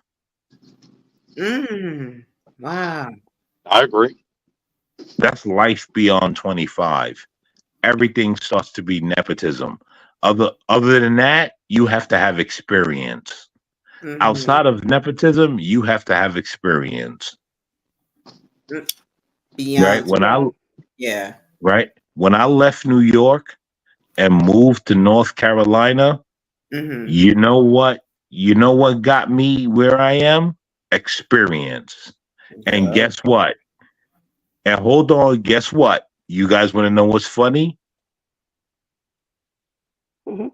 Hmm. A couple of the people, the management and all of that, they all came from New York. So even they were like, "Oh, we're all from New York. We Wow. all have to stick together." Taken over. Wow. Yeah. Well, yeah, I didn't I guess well maybe this what I'm saying, betting on myself is yeah, I am not a very people person. I'm not sure if y'all were here at the beginning, but I said that I don't really mingle with folks and go out. Like I help and service people, and that's about as much as I do as far as like talking to people. I'm not like that easily accessible to be out with friends and trying to do this and that. So maybe that's what it was, Black Dog. That's what it was. Me networking that put me in this position. And that was really uncommon for me. And that was really something that was fearful for me. And because I did yeah, oh wow. I just had an epiphany. Okay. Forgive You're a me. nepo chit. Wow. I actually Yeah. the same way. And it comes with a whole Socializing. bunch of experience. Wow. Yeah, it comes from, right? Like, so even like people, there's so much stuff that people don't understand, right? Even like contractors that we deal with. When Mm-hmm. we deal with contractors that build businesses and they're from New York and they find out I'm from New York and other guys are from New York, immediately they're like, "Oh, these are all New York guys. Mm-hmm. Everything's great and we just want to deal with New York guys." Mm. Distance Right? life. And so Oh, I'm go ahead. sorry. Sorry. This No, is no, no, go ahead, Rob. I'm sorry. This is like says networking is the contacts you build during your career, friends you make that go to different companies, such who you can get a good word or tip you off for news about hiring. See, I didn't have all that. Like I work and I'm a good worker, but making friends and I just go to work and come home. I didn't have all of that. Like I didn't. Yeah. Oh wow. Oh wow. Go Well, ahead. Like thoughts. well, well, can I say something? Mm-hmm. Right? And I'm gonna say something inflammatory, Ross girl. Black women don't have that because they're a part of that DEI thing. I knew you was gonna say Right? Listen, Roz, I got nothing but love for you. I got nothing but love for you. Right? I don't listen, I would make sure you get hired in a heartbeat. But what I'm saying is black women don't have that. They Yeah. have that DEI thing. And so they don't have this like broad stroking like, yo, we homies. And if I see you over here, I'm gonna bring you in because I know what you do over here. There's none of that. You are There's so none of that. none of that. Like, I don't want to say it, but my worst experience have been with, oh Lord, but it's not that way now, thank God. But I'm just saying, like, yeah, it's like a I hate to say it, but it's competitive in that way with a lot of us. Mm, So Right. John, oh, go ahead. Go ahead, Blue Jay. Oh, okay, thanks. I was just gonna say because not that I didn't believe Simon, but I like the way I memorize things. Like I looked more into it, so I wanted to know the root word, and so I looked it up, and it does look like it is primarily, at least the origins do come from familial relationships, and the root word nepo, I don't nepote maybe, I don't know, but it's French and Italian. That nepo, it means nephew, or nipo without the e means grandson. So it looks like it started that way in 1670, but it may have changed definition slightly to mean, former colleagues or just associations you make over the years. But yeah, so it looks like that's how it was, though, which would make sense. People stayed in little villages or whatever. Well, here's the thing, right? You got to understand is that right. It just evolves over time, where it basically means like family, right? And so family is not mm, necessarily now family is not necessarily now just actually my blood, right? It's mm, like I've known this guy for 20 years, even though right, even though he's not in my family, he's not my cousin. I've known him for 20 years, mm-hmm, Yeah, mm-hmm. the and people he's that been a got your good guy. back. Right. And so he's been a good guy for 20 years. And so why wouldn't I give him a job? That's the guy that I've known for 20 years. He's been this, he's been that. And so I gave him a job for 20 years. And so I've known this guy for 20 years. I'm going to give him a job. Mm-hmm. Right. That is considered nepotism. Well, thank you for explaining. I learned something new today. Oh. No, it's not. I ran businesses for years, right? I'd have like I, I I appreciate you doubt salute it, to but the channel. okay. Salute So to you. just tell Black us, boy, you know hold who on, I am. No, you Simon, know who just I am. tell Don't us. worry about it. You Simon, know who I am. Simon, Simon, you don't hold no weight with me. Just tell us what your version of nepotism is. Don't try and dominate me like that. I ain't your bitch. Don't do that, okay? Just tell us what your Just listen version to of what I'm nepotism saying. No, is. no, no. Don't your voice and your tone. I don't like. I get where you're coming from. I appreciate you, Oh soldier. my Don't God, talk. here's a woman. Your Have your voice in own your way of tone. speaking to people. It don't work like that, okay? I'm just up here. That's all it is. Allow me to speak without you trying to impose something on me prior to my own damn way of speaking about something. Can I do Oh that? my God. Are Can you I do that? feminine, bro? Okay, Come Simon. on, So, bro. You sound like a woman. Just oh, speak. thank you, Simon, for joining the panel. And I see here that you disagree with Black Thought's definition of nepotism. So, can you tell me and the rest of the panel what is it that nepotism is, or the correct of the definition, since you disagree with his definition? Okay, sister. I appreciate you. I'll give an example. I had Okay. a business. I employed somebody that I did not know. So I went through a recruitment process, meaning that you would use platforms and you have to recruit anonymously. You don't know who they are, but you gotta recruit someone based on their skill set. You don't know what it is. In my particular example, I used to hire people to be job coaches to support young people that had special educational needs into work. So then I hired my nephew. Now, this was outside of the parameter of just simply applying online via the job description that was advertised. This is a legal constitutional thing that needs to happen. He did not need to go through the same loops and holes that a stranger would particularly need to have to go through because he knew what the situation was because we spoke about it on the phone. His mother is my sister. I'm like, sister, does your daughter need a job? So you're a nepotist. No, I'm just trying to explain. I know, I'm Does your just joking. son? I'm kidding. What's up, Blue Jay? Does your Hi. son need a job? Do you understand? That's what happens. It's a family thing. This the greatest example is like I don't know if people watch sports. It You goes think down. that's what nepotism means now? Is that it's literally Do you know down how long? to a family thing? Black Thought, you've been speaking for a minute. Can you give me a second? So the definition here says the practice amongst nepotism is the practice amongst those with power or influence of favoring relatives, friends, or associates, especially by giving them jobs. It says relatives, friends, or associates. Yep. It's not just relegated to relatives. And that's No. the Merriam-Webster.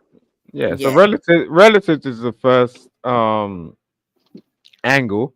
Why they say friends is because not everyone's necessarily related in the spectrum of family. Could be a mother-in-law, for example, right? You Mm-hmm. get that? And Yeah. then Well, that would be a relative. I think that's what Black Thought and our associates, Black Thoughts, was saying that the word isn't looked at as particularly specifically to blood relatives. Yeah, that's what he said. no, I didn't say blood at all in any Mhm. sort of shape or the form. I said relatives. So Mhm. that's that's Roz, that's the specification in general in terms of nepotism because it's Roz, you about. notice that a lot of guys just try to go against me because my masculinity Oh wow, hurts here we their go. feelings. Jesus Christ, wow. So So basically, they'll someone just you try knew to go against before. me. So you're not getting hired just on your merits. It's basically like could be someone because associates is broad too, but maybe someone you knew before, like you already know them and they hire you versus Yeah. they are So referred or basically, if you yeah. have any type of relationship, I guess, with somebody and you're hiring them based off of the relationship that you have with them, It's that basically like a non look the difference between nepotism and the other like side of the fence is like if you just don't know that person from anywhere. That's a difference. That's Or I all think it is. it Like could if you're be. recruiting, Oh God, uh-huh. I'm sorry. go on Blue Jay. Oh no, you can go. I'm sorry. You sure? Yeah. I'm speaking to you as like as an experienced recruiter, like in my own business. Like if you don't know somebody, then you don't know them. Mm-hmm. Yeah. And the case would be argued that nepotism comes into play. It's actually kind of illegal. Like if it gets flagged up. Mm-hmm. But most of the time, if you're starting something up, nepotism is how you rock all day long because you're not about to just hire like people that you don't know unless you don't have a circle. I come from a big family. My first port of call will be like, "Yo, bro, I'm trying to start this business up. What do you want to do?" That'd be my first port of call because I don't trust people like that. Not in a bad way. You go through the processes, you got your policies, procedures, all that stuff going on in your business. You have to have that set up anyway because you're gonna eventually hire strangers. But to get stuff started, it's like every time you see a startup business, you'll find that the people that they're next to are the closest people they know, one way or shape or Right. form. That part wouldn't be illegal though, right? Because that's your own business and you could choose who you hire. Wouldn't it be more of like you're in a hiring position for a corporation or something? That would be a problem. Not at all. It's not. It's not illegal. It's just. It's not really coof. Like, do you get what I mean? Like, when it Right. boils down to it, like, there's some legalities where, for example, if you start up a business, you can't have the same three people signing the bank check that are legally, you know, relatives. For example, you can't do that. It's just not happening. Like, Okay. So, Can and it's we? not always wise either. Sometimes they're not the best choice. So here in the Can, state assignment, it says that there are few, if any, laws that specifically prohibit nepotism, but there are many laws, both state and federal, that prohibit discrimination. Okay. can we? So, wait, so Can we talk about the downside of nepotism? Because I think no one talks about the downside of nepotism, Sure, go ahead. right? Because I've experienced the downside of nepotism. Okay. In what way? What is that? How does that look? Oh, that looks like everyone thinks that you're incompetent, that you are just there because you're related to so and so, mm, because so and so brought you in, right? like Bush. Right? like So when DEI. my butt, uh, Oh, I said kind of like DEI, kind of same thing. right. So when my buddy brought me in, right, to do a certain job that he, right, was hired for, and he's like, all right, I'm bringing this guy in because I don't know if you guys know, but like everyone does that, right? When you start to get in certain places that are higher up, you bring guys with you Mm-hmm. to get certain jobs done, That you can right? trust. Like Yeah. I don't like I don't right right. I'm sure some of you guys know that when you get to a certain level and you get hired, you bring people with you that you know will help you be the most successful. Mm-hmm. Like that's how it goes. I am so And so Definitely. when my buddy got to a place, right, he brought me in, right? And he was like, okay, this is what we're gonna do. And right, here is what you have to do, blah, blah, blah. Right. And we did things. And everyone looked at me, and you know what they thought? The only reason you're here is because you came with so and so. Yeah, they probably doubt your qualifications at first. Right? You are not capable of anything. You're just an idiot because Bob came in and Bob brought you with him, and Bob is smart, but you're just an idiot. mm. So, I have a similar situation. So, as an interior designer, I work obviously with general contractors and architects. So, I was referred to a couple large jobs. Well, they referred the client to contact to be in contact with me, um, and the architect was they obviously have a lot of pull, right? Their opinion is valued, so I wouldn't have gotten those jobs or multi-tenant new construction buildings. So that would be nepotism, but I don't associate with the architect outside of professional communication. So that's kind of on the maybe on the border as an associate, I guess. Mm. But I don't know him like that. Like he just knew that I would be reliable and professional, and So I guess I don't know. Maybe I have experienced that benefit. Yeah, so I guess that's why you can't like. That's why you're not like friends and stuff with supervisors and all of that kind of crap. Actually, if I think about it, that's my situation more of a referral, right? Because the client still had to decide to hire me. They still had to sign my contract. So that Mm-hmm. I guess okay, so that'd be different. But yeah, you're right Mm. because you're Right? kind of But vouching for them if, like you said, Rosin, if they do something that's wrong, if they break policy or whatever, I'm it is just kind thinking of about on you. completely wrong though. So I don't know. Yeah. right? But even in nepotism, it's easy to point out the idiots from the guys that Yeah. actually are there to earn it. It's easy to point it out. Yeah, like is it I mean, like, isn't it a great benefit though? Like, I think it's a great benefit though to Yeah, be most of the time it's nothing to do with that. It's just about legacy. Like, people don't just necessarily just like place their family members in these situations above anyone that's qualified for no apparent reason. What they're trying to do is they're trying to push the needle. Do you get what I'm saying? It's like at the end of the day, if I know, like, if my son was around, I damn well know that if someone next to me is more qualified, I'm going to try and push my son to be as qualified as that person. That's what nepotism is. oh no, not fine. Okay. No, that's You get what I mean? It's not really a thing like that. It's a legacy thing, and that's historic with every family that has generational wealth. That's an aspect of nepotism, but that's not the full Do you know about scope of what generational wealth? nepotism is. Do you know about generational wealth? That's what nepotism is all about. Like, you can Sir, turn around I and gloss it up in any type of Google right, way. I'm yes, telling you, bro. yes, I sir. yeah. So Sir, you should, Simon, Black Thought. calm down.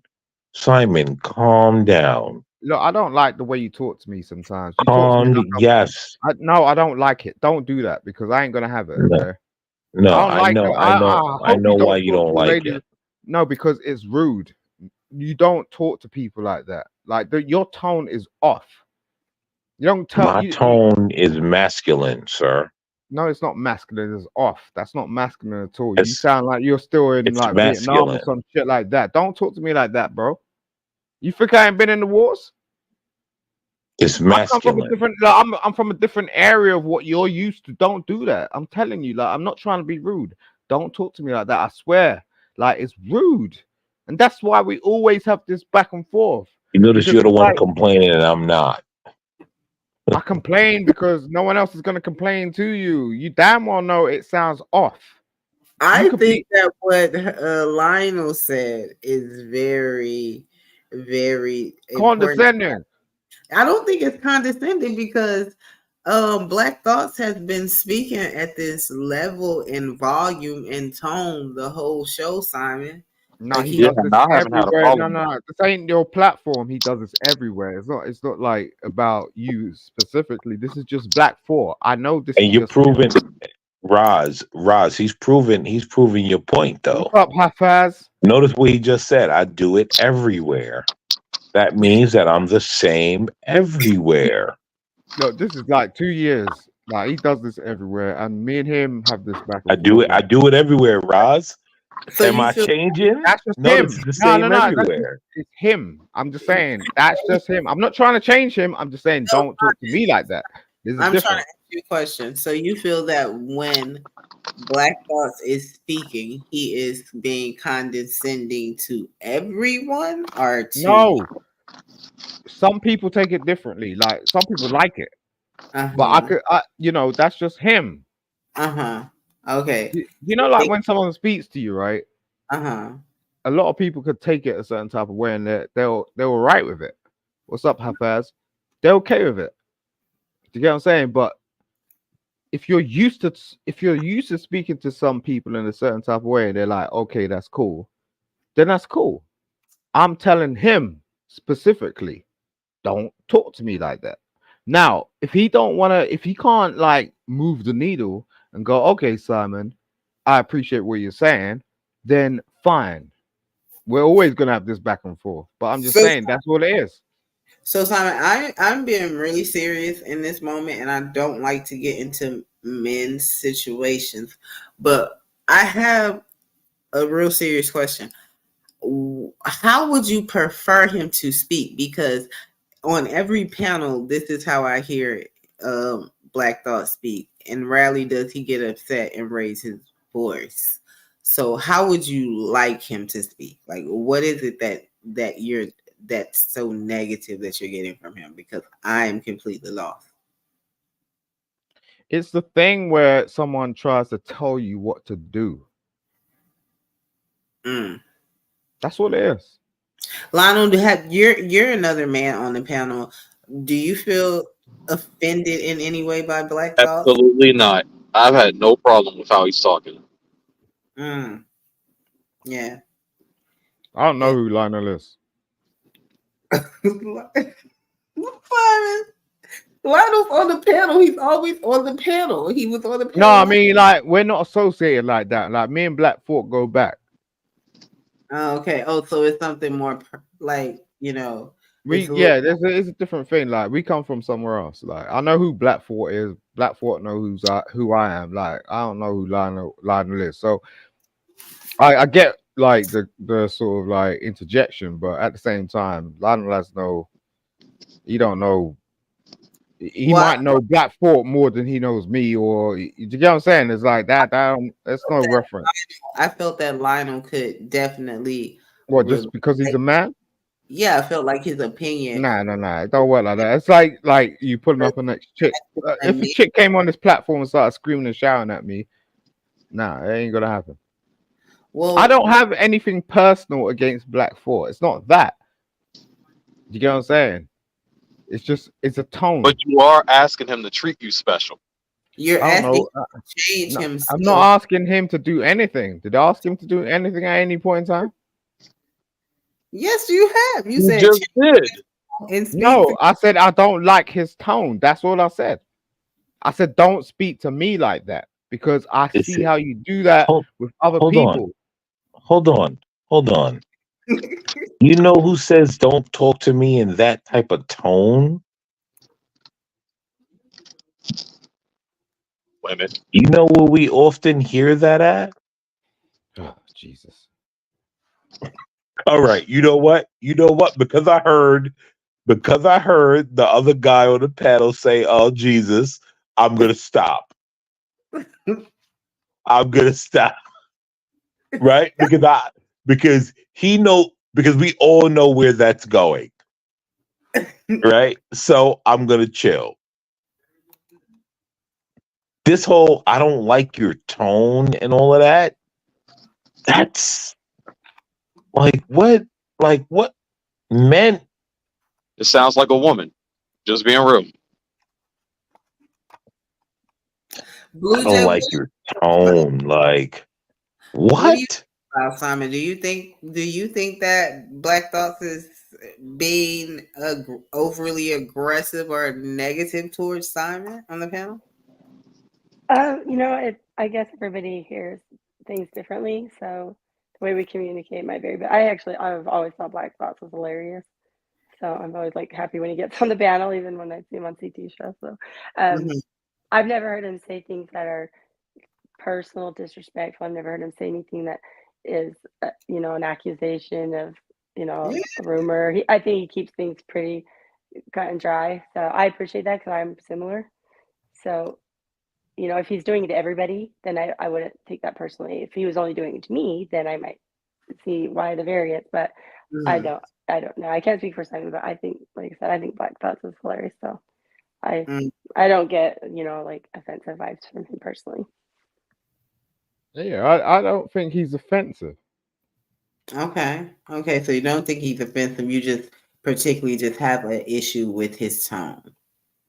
Yeah, because you don't I don't know, for me, I know how men stand and how they operate. You know what I'm saying? It's like when you have a girlfriend and like they're with a dude and you're like, yo man, you can see what the hell's going down. And you're like, yo man, I don't think this dude's good for you.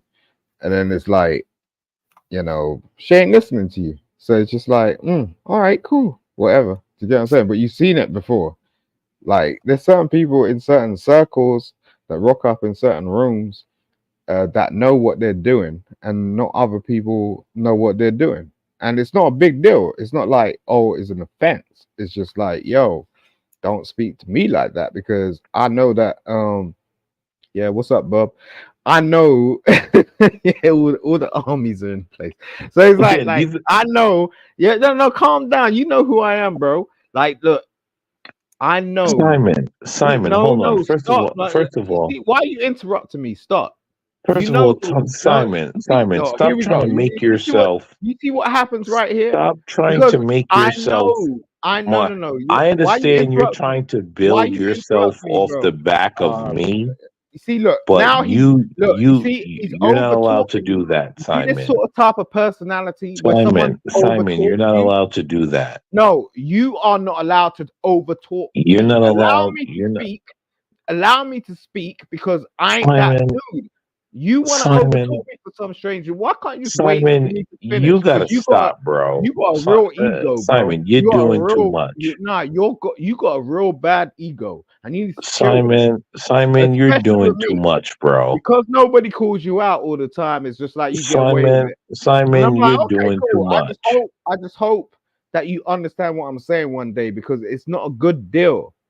Like to Simon, do you're that. doing too much, bro. You're not All getting to this the listen point to by me doing and all all of this that, over bro. talking all the time. And like, oh, I know you. Simon, Look, I know Simon, what you've been through, bro. But Simon, you do Simon, that don't I mean don't like even you know got the right to I turn don't around know and what start you're going, talking about. or You're whatever. doing too much, Simon. You're doing too much, bro.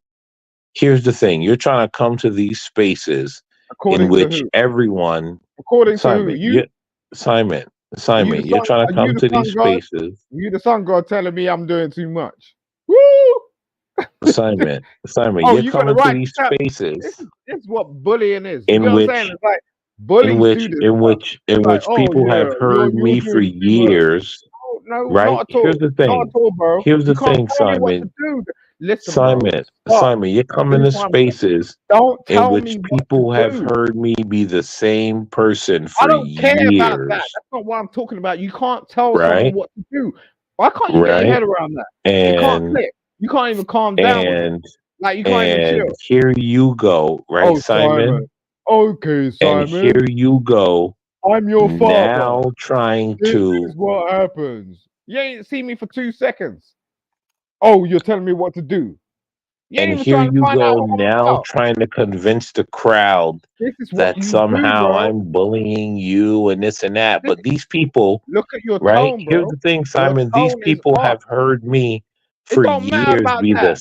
This is same exactly type how of bullies person. operate. Oh, they've heard me for years. I've been around these people. I've Yeah, convinced I've them been the that I'm same just that. person, Oh, because I'm Simon. speaking out. I'm That's the part that whistleblowing. you don't I'm get. whistleblowing. And then this is what That's the happens to part whistleblowers, people right? like you don't get. I've Questions been me the about your same behavior, person. bro. It makes me think, what else do you do? That's your problem. Oh And my you don't really God. understand this What stuff. are you talking When about, you start bro? talking like this, you need to chill out because I know men like you. You want to dominate and then Oh, you're a you woman, want to bro. convince the You crowd. are a You woman. see this stuff? Did I ever say anything bad about this man? Ever? Bro, I Well, just gotta dominance is be not a honest bad I because ain't say thing. listen to nothing your bad rhetoric. about. I never, ever said You anything are a about you. man. You want to Now, dominate. What are you talking yeah, about, oh bro? wow, this is what's Like, crazy, man. That When is men are wild. dominating, I there's don't get. jealousy. I'd be afraid if I worked with you. As if I was a female, look, I'm a man. You can't talk to me like that, bro. If I was a female in your vicinity, I'll be like really questioning stuff. The way you talk, the way you actually act, you Are want to you stop that. are You you an really do. idiot, You for bro? real. You see, look, he continues. Now I No know you're a more. full idiot. If Oh, I okay. was a I'm a female, I full would be idiot. I'm a afraid full to idiot. work with you. Yes, Are you a exactly. full idiot? You know how You see many how you talk? female? Oh my You don't God! understand how you're speaking right now, bro. You're a You're on full a on idiot. global You're an platform. idiot, You're Simon. on a global You're an platform. idiot. You're an I'm an idiot, idiot. of course. Yes, Afraid of Are you? what? you're I swear you you are must be a idiot. self-employed. You must be self-employed because you have no idea about policies and procedures. The way you're talking, I don't know where you come from right now, but you need to stop that. And I'm just Oh saying that my to you as a God, brother. You Beta! sound Listen, I think you need to call into Jesse Lee Peterson, Simon, because you're a beta. I don't know what you're talking that's about. not impressive, bro. You Let need me to tell you stop that. something. You can That is ask not any of impressive. these You women call up me what you here. want. If That's they nothing to work do with with it. me, You're they not. would be You're not. happy because they know that they would Oh, be you're a big safe. dominating I masculine don't know man. what you're Oh talking about, yeah. bro. Oh Like you're yeah. I'm a like big masculine man. beta. Okay, Your you guys, let's back get some foot, bro. Anyway, I'm done, Roz. Sorry, Roz. I'm sorry. man. Beta. What the hell are you talking about, bro? No one I'm, cares about that in real life. I'm You just glad you watch a special fit. to Jesus get. Christ. I mean, I'm glad you're able to get your grievances out, and I hope that you can get to some resolve by the end of the night. Foxy asked us, "What is the topic tonight?" Foxy, the topic is about: have you ever had to bet on yourself, and do you bet on yourself? Like that's what we have been talking about the last 3 hours. We have somewhat moved away from that as you would after 3 hours. And now Simon is explaining how Black Thoughts No, it's the same. No, we're on topic. problematic. We're talking about betting on yourself in the same way, because what he's saying is, in this situation that he's talking about, he's betting on himself. You get what I'm saying? I'm saying, look, realistically, if you're an employee in a workspace or in a job, whether you're male or female, you can't have someone dominating and saying something, and you can't have a voice. So, like, at the end of the day, this happens every day in terms of workspaces and workplaces in the world. Like, so, it's not unfamiliar in terms of the debate we're having, and that's all it is. We're not having an argument, we're having a debate. But Well, most of the time, you can't have that voice. You get what I'm saying? You try and whistle blow somebody, no one's listening to you. so, oh wow, you're saying in general, okay. Whistleblowing? What's your question, Blue Jay? Oh, I just didn't see how the whistleblowing related, because I'm not someone that like rats out the company for doing Yeah, going against practices. But I would say, I mean, I don't see a problem with like a man having like a take charge attitude. So I would not be afraid of the way Black Thought speaks. I wouldn't feel like he was putting me in any type of like danger or fear. Personally, I don't know. But so I just wanted to stand up for him on the women's part, because I mm-hmm. thought it was It's a really good slightly unfair.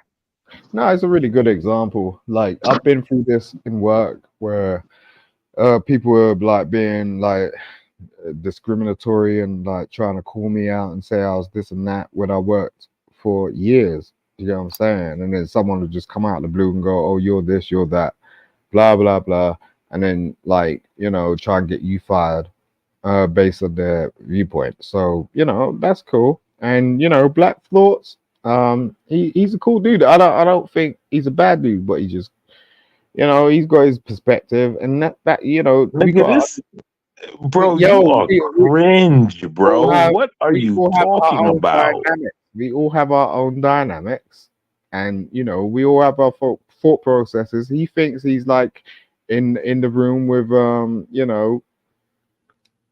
with the board. So it's just like he seems to have a voice, and it goes, "Oh, Simon is this," and like blah blah blah. And I'm just a little employee that's walked in the room, and I've been in the job for like 2 weeks, and he's like, "Yo, I don't like this dude," or maybe I just don't like how he's operating. And then, like, I'm like the dude with a little voice, and like I'm like, okay, I'm not about to just hear that shit. You get what I'm saying? And maybe you don't like what I'm about to say, but I'll still listen to it. But he's the Simon, one with the authority. Simon, has anyone or do people voice that maybe it's that they find it difficult to communicate with you? No, Mm. Okay. not in real life anyway. That's what I That's what was I was thinking. We come across so I'm many very different types. successful in real life. It's only on YouTube people have some sort of like thing where it's just like, but I'm trying to understand people. So Simon, so you're very successful in real life, but you come on YouTube and try to argue with me, right? And now, I ain't hold on, I Simon, ain't trying to argue, with you, bro. Simon, hold on. I'm a nobody. I'm just a burger flipper. I make $12 an hour flipping burgers, and you come on YouTube and try to argue with me. You, You, you I you're know for you are a fact very that you're not a burger successful flipper. in So don't life. don't even play that game. What are you talking about? You're a burger flipper. Simon, Simon, considering that you're from that you're over in the pond, He's could trying it to say I'm overexerting, but he's no? lying. You Could get what I'm it saying? He's what? Why is he saying he's a burger flipper when I damn well know he ain't? be the American man's masculinity and dialect that isn't something that you're accustomed to because you're from a different part of the world? Yeah, I mean that's an assumption based on the fact that I'm we asking you. I'm not assuming. I'm asking you. That's why I'm I asking you. no, I'm not saying anything like that. It's just it's an assumption in saying that just because I sound English, I have not been to America and don't know the custom. Like I've been That's to not other. what she asked. She asked you. She didn't make an assumption, Simon. I She didn't say asked that. you a So question. ask your question. I said, could it be the American man's masculinity and that you're not accustomed to in dialect? While it could that be the reason why you are so offended by Black Thought's tone in the way that he speaks and how he speaks? All right, so I'm gonna answer your question. Is that okay? Sure. All right. I'm not offended by Black Force. I said this I about said 5 times. tone because that's what you Yeah, no, yeah, his tone is off. That's all I said. And I was trying to explain to him that if you speak to people like this, generally, it's a problem. It's not sort of like me in particular. Like ain't this. I'm gonna just get on with my day. But I'm just saying, like, you gotta be careful. You get what I'm saying? Like certain people, especially like globally, if you speak to them like that, it's gonna be a real problem. You get what I'm saying? Like I know Black Force and I don't have anything against him. You get what I'm saying? I'm quite willing to go back and forth with him because I'm just that dude. But I'm just saying, like, it don't work like that, man. And I don't know why he's in that square like that because I don't get it. But I Can do we? understand his history. I think that what Mavin says helps out a lot too in explaining some things. He says that New Yorkers have a certain condescending tone sometimes too. I don't think it's masculinity as much as the tone alone. I myself am from the South. I live in DC now, but I have lived in Philly, California, New York per se. And when I went to New York, it was so loud. I felt like people were always screaming at me and talking to me.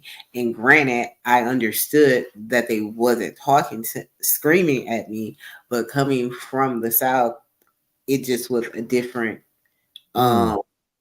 environment, dialect where it's a loud city. It's always something happening. Trucks, trains, all of that. And where I come from, it's not any type of industrial, nothing like that. Like we have a little metro rail or something. So with none of that, and you're not screaming, it doesn't feel like you're always trying to scream Mm-hmm. noise. So when That's I the point. asked you that question of could it be his American masculinity, Right. but it says, It's like for like. I'm from like, London, right? So it's like for like. Like it's the same thing. Like it's big smoke stuff. You get what I'm saying? It's busy. We got a lot of people around us. Every time there's a movement. I get what mhm, you're saying. I get what you're saying. If you go to the outskirts, obviously it's a bit more calm. Like life don't operate like that for everybody. You get what I'm saying? But uh, that's one thing, and that's why, like, look, I appreciate when someone can actually like sharpen my iron because at the same time it's just that's all it is. Like as I said, it ain't a thing like, it's a personal thing. Like I like Black Thoughts. I like what he says. You get what I'm saying? It's not that. Just don't think like you could talk to me like you could talk to someone that's out of the city. You get what I'm saying? Because I know what it is. You get what I'm saying? Can And I we? ain't doing that. Can we revisit what he said? Because I was it he said to talk now, or I can't remember because I what is it that he said that he was about? saying, can you please not give us all the gibberish and give us just the definition of what nepotism was? Okay, That's really what he Yeah, said. so thank you. I where couldn't where remember. where we had a like back and forth was like I'll say nepotism as a definition in most cases is about a family thing. So okay, so it was him telling you what to say and what not to say. Okay, I get you.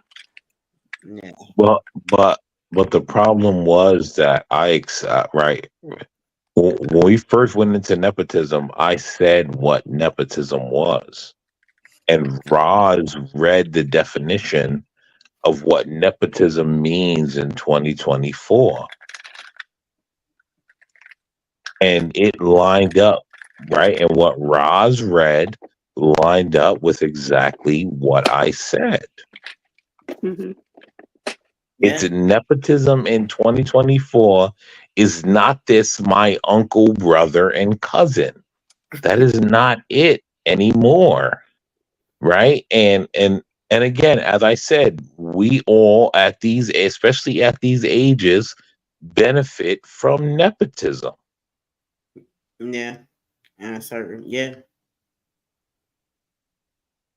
All of us do.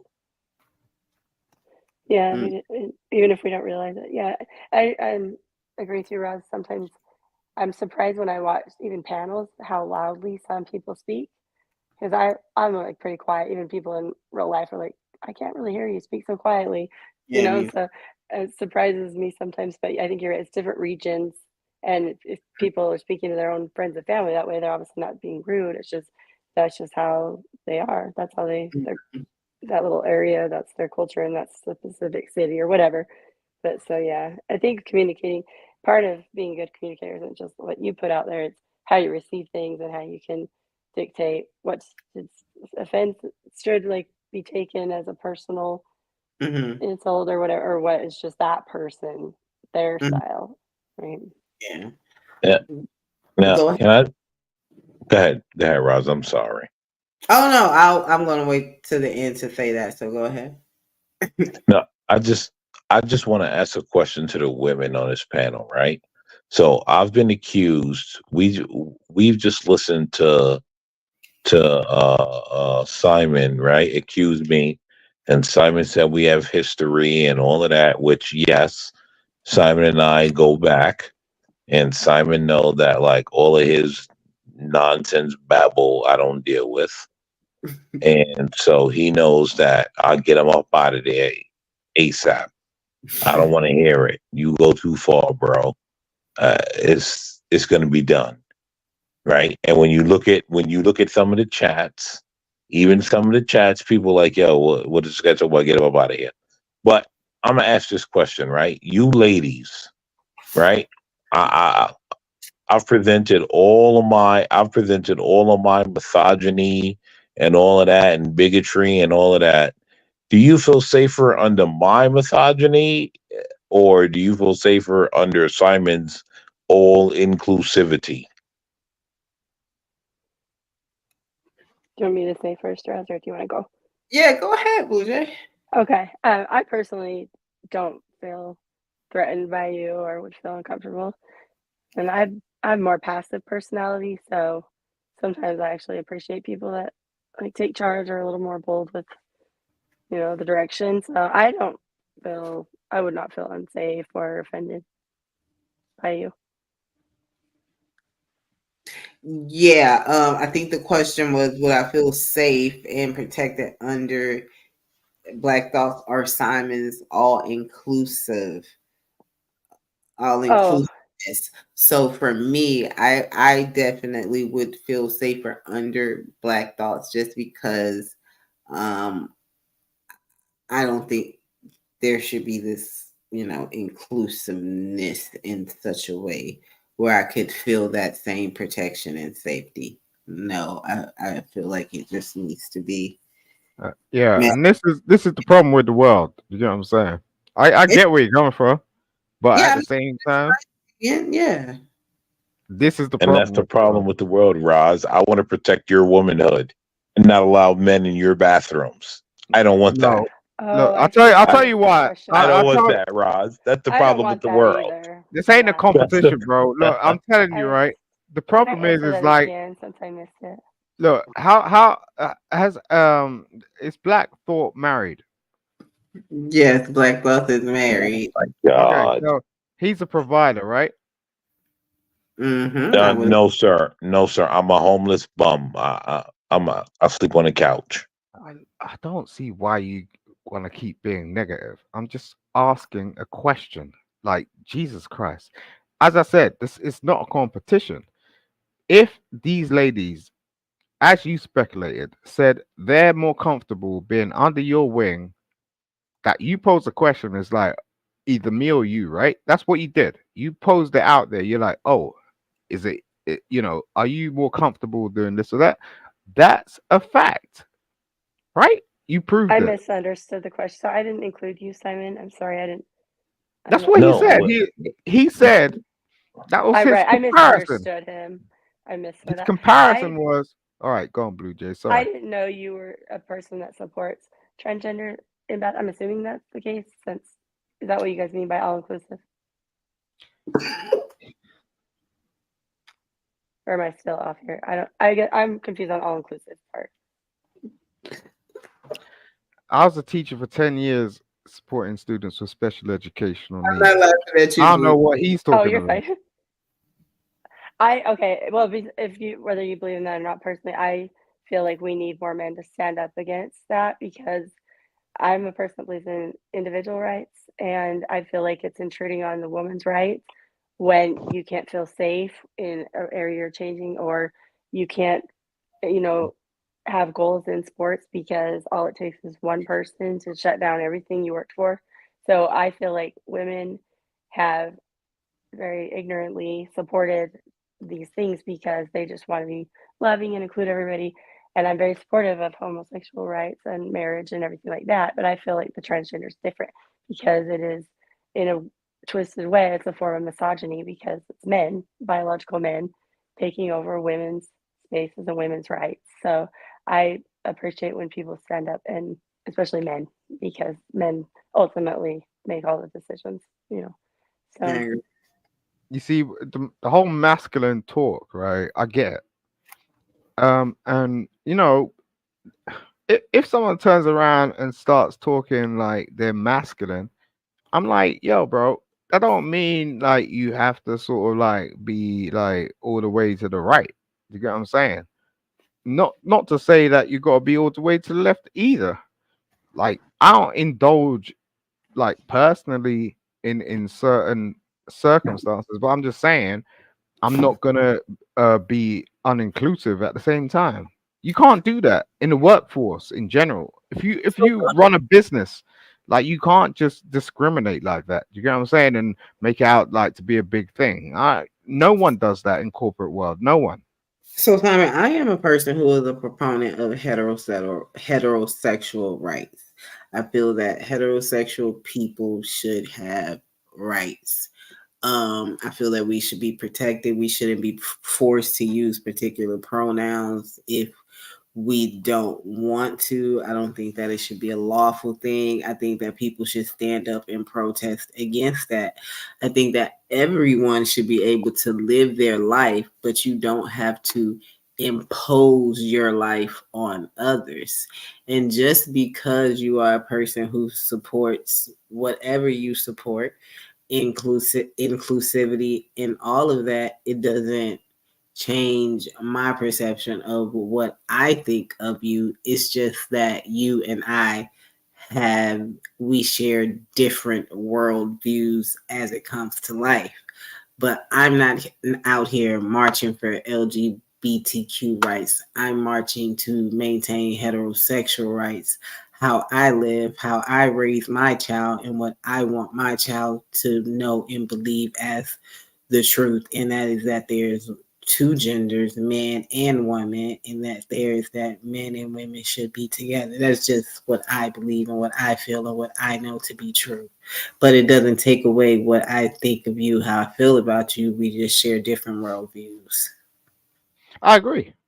Mm-hmm. But the fact of the matter is if we're gonna, let's say for example, Roz, if we're gonna set up a business tomorrow, you can't discriminate. Like that's just facts. The Yeah. government don't allow, it depends on what kind of business you're trying to do. Obviously, if you're doing something that is closed, locked off, um, you want to employ a certain amount of people that and they're cultural like that, and they don't want to be part of that, then that's fine. Your business is going to be locked off. but Mm-hmm. the world don't operate like that. So Yeah, when I I don't. start, It's when I fun. when I when I go on panels and I speak to certain people, I'm open. Mm-hmm. I don't mean I indulge. There's a difference. Yeah. There's a Yeah. difference. I Yeah. I mean, don't. my sexuality is my sexuality. Let's get that straight. Well, I don't. Simon, did I miss something? Because I don't think anyone had said you indulge. At least not tonight. Said that or anything like that. No, I'm not saying they do. I'm just getting it straight. You get what I'm Oh, saying? It's like, I've got 3 children. yeah. If So. it was anything other than that, then I wouldn't have them, right? Mm-hmm. I'll be in the parks there, and I could be like, I just don't discriminate, man. I don't like that. I don't like any of that. Well, Simon, a lot of heat will come to you often if things like Black Thought's tone, if you have an issue with his tone. I understand what you mean when you say you feel like disrespected because you feel he's being condescending. But if you say that to not only Black Thoughts but any other man trying to correct them on their tone and how they're speaking to you, majority or their reaction may be that you're soft or you are, you know. No, I'm cool with that. I'm cool with that. Yeah, I no. look, I got 4 brothers. I'm the youngest of Mm, like a big family, bro. cool. Yeah, I got. Oh wow. I I have. get I get it all day long. Do you get what I'm Mm, saying? Like all my life, not on YouTube. I get it mhm. in real life. Do you get what I'm saying? Like my brothers are big, busky, husky dudes. So Like and that security definitely. guards and all the rest of it. Do you get what I'm saying? They give me that all day long. Mm-hmm. That explains a lot too. That changes things for me. So you have 4 older brothers. Yeah, I come from a family of 9. I'm the Mm-hmm. youngest boy. You get what I'm saying? My brothers are they're when you talk about masculine, Jesus. Like, oh, like Mm-hmm. they're all But working in like those types of jobs and they've been in the army and all types of stuff. Like my oldest brother used to eat snakes in the jungle. Like, you can't tell me nothing about masculinity. Mm-hmm. so Snake so jungle. uh, I don't know. You know what? I don't know anything. I'm just a man with 2 daughters, and I don't know anything. Apparently, my words are triggering to other grown men. Like I've actually never you know, Simon. Thank you, because I've never had grown men say that to me. To be like, hey, like your tone is like, uh, like I've never encountered that. Well, there's Like, always a first for No, but I everything. get you, bro. That's the thing. It's like that's why I said I don't have anything against you. I'm just trying to like It sounds like initially when 2 men are speaking, it sounds like they're just trying to go at each other. But I'm telling you, I know what you've been through, bro. Like I got brothers who like literally like served in Vietnam and shit. Like it ain't a thing to me. You get what I'm saying? Like, although like I'm the product of a later generation, I do understand. But don't talk to me like that. That's what I was saying. Like, don't talk to me like I'm some fool that just walked out on the street and I don't understand what the hell's going on because I do. Well, thank you for that, Simon. We definitely understand how you feel and your sentiments now. Well, you guys, I would like to thank you all for joining me tonight. It is 3 hours and 53 minutes. I want us to all say our closing statements. But before you close, I would hope that we could answer this question that Lionel posed. He posed it to me, but as you're closing, if you can answer it as well, that would be great. And please make it kind of short, not lengthy. But it says, Roz, do you feel teenagers bet on themselves with any value? Does the quality of value matter when betting on yourself as a teen? Whoever would like to go and give a peace out, it'll be cool. Simon, you want to go first? Can you pull it up again? Sure, let me go back to it. Let me find it in all these comments up here. Happy Mother's Day. Thank What you. he what he say? He says, "Do you feel like teenagers bet on themselves with any value? Does the quality or value matter when betting on yourself as a teenager?" That's a deep question, man. Jesus. Um, I don't know. I feel like teenagers just need to live their own life because it's a voyage to adulthood. So, you know, and there's a thing that goes on when you're a teenager, especially when you're like at that gate where it's like you're becoming an adult and people are trying to tell you what to do, but you're trying to also understand yourself. So, it's a hard bet, man. Um, and the laws keep changing as well. So, I don't know. I think that's kind of like a difficult question. It's kind of it's kind of hard to answer, but yeah. As a teenager myself, I just did what I had to do.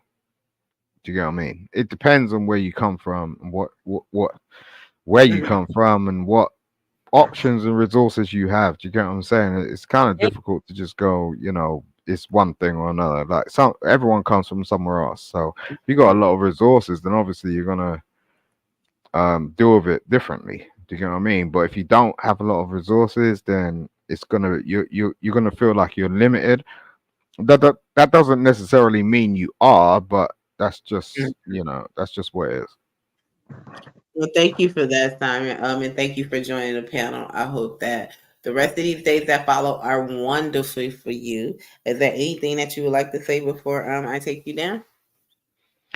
I appreciate you, Roz, and I thank God for you being here. Oh, thank you. I do, for real, man. I don't think like there's only certain people on earth that could do certain things. So keep doing what you're doing. Salute to the panel. Salute to the chat. Salute to what you're about to do. I know your future is going to be bright and prosperous. Mhm. And you're a beautiful black woman, and I appreciate you. So Thank thank you. you, thank you for having me up. Peace. Mhm. Thank you. Good night to you, Simon. Blue Jay, do you have any last words? Would you like to answer Lionel's question? Okay, sure. So as far as should they, yes, but I think they're somewhat limited based on what they were told was possible when they're Hmm. a kid.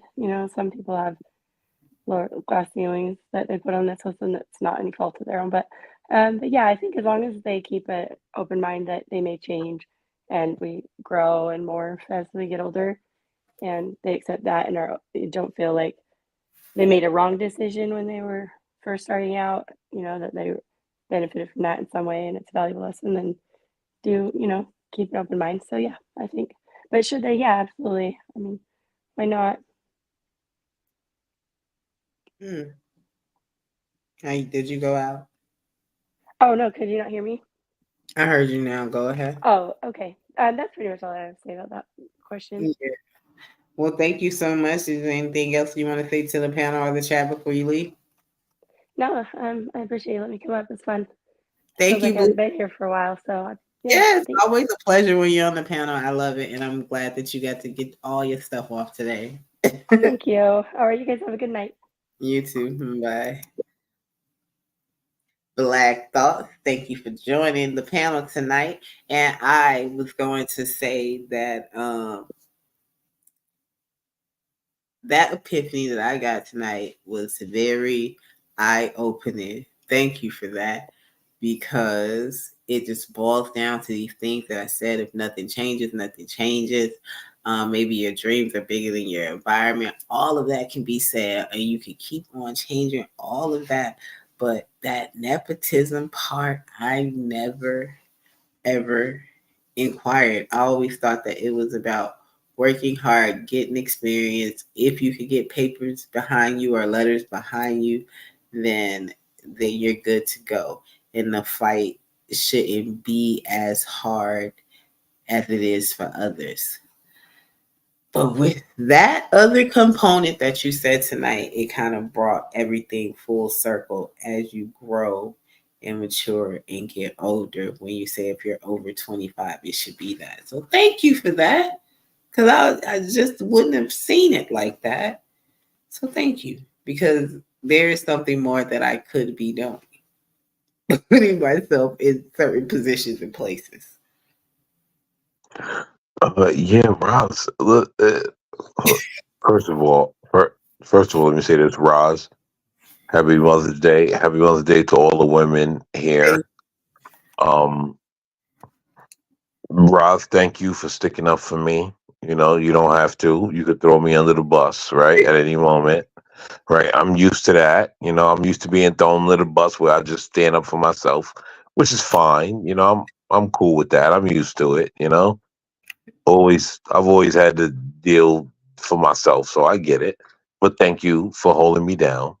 Sure. Um, but yeah, listen, man, it's everything becomes about nepotism that people just don't realize, right? Like you know, I listen. I could give stories of just nepotism. Like I said, my buddy, he got to a certain position and he brought me in with him.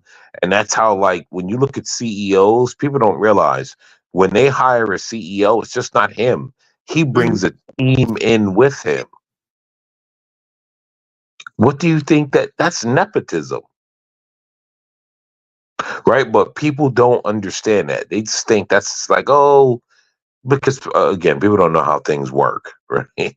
Especially the blacks. You know, the blacks don't know how things work, right? And so like just people don't know how things work.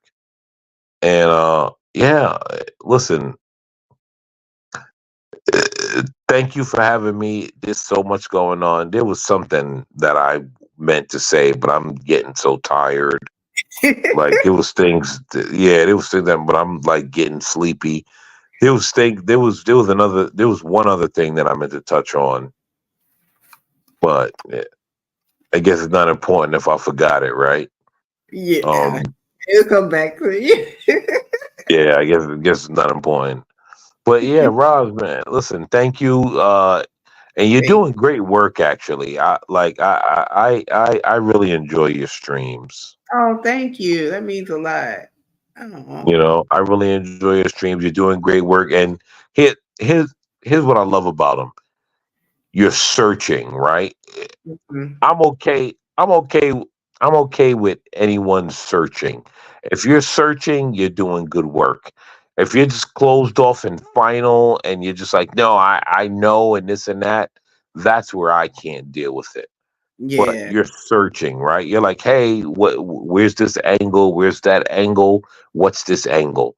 Mhm. And that's what makes it beautiful, right? Because even me, I'm still searching. I listen to people, I'm saying, hey, okay, where's this angle? Where's that angle? Let's see what angle we could look at that may lead us to the truth. And Yes. so you're doing beautiful work. Thank you. I appreciate that, Black Thoughts. Thank you for coming. Oh. Just just just just keep searching, right? Like because none of us, no matter where we are, none of us ever get to the point where we know everything. So we always have to keep searching. If you listen to the smart millionaires and billionaires, they Mhm. tell you that they're ever searching. Yeah. Yeah. Right? They say it. We're always searching. Mhm. Oh wow. We don't right right and they say we don't know everything. And so you have to be ever searching. You don't know everything. Yeah. On I that don't question. know everything. Right? Yeah. No one knows everything. Mhm. And I'm gonna let you go here. Listen, Simon, buddy, we're good. We're good, buddy. Like I got way too much going on to make. You know what? That's not necessary. Anyway, Roz, you've done great work. Thank you for having me. Thank I, you. I love what you're doing. Please keep doing it. Please keep searching, and you will do great things. Just continue to search.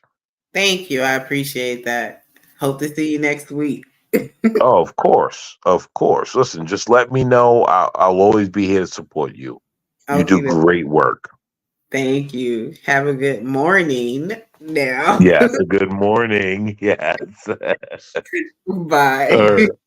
But Lionel, thank you for staying on the panel and being a part of the chat. And I'm going to answer your question now. Do I think that teenagers, let me go back to it so I can answer it correctly. Let me find it. Why do you feel teenagers bet on themselves with any value? Does quality of value matter when you're betting on yourself as a teen? I don't feel that teens necessarily bet on themselves with any value.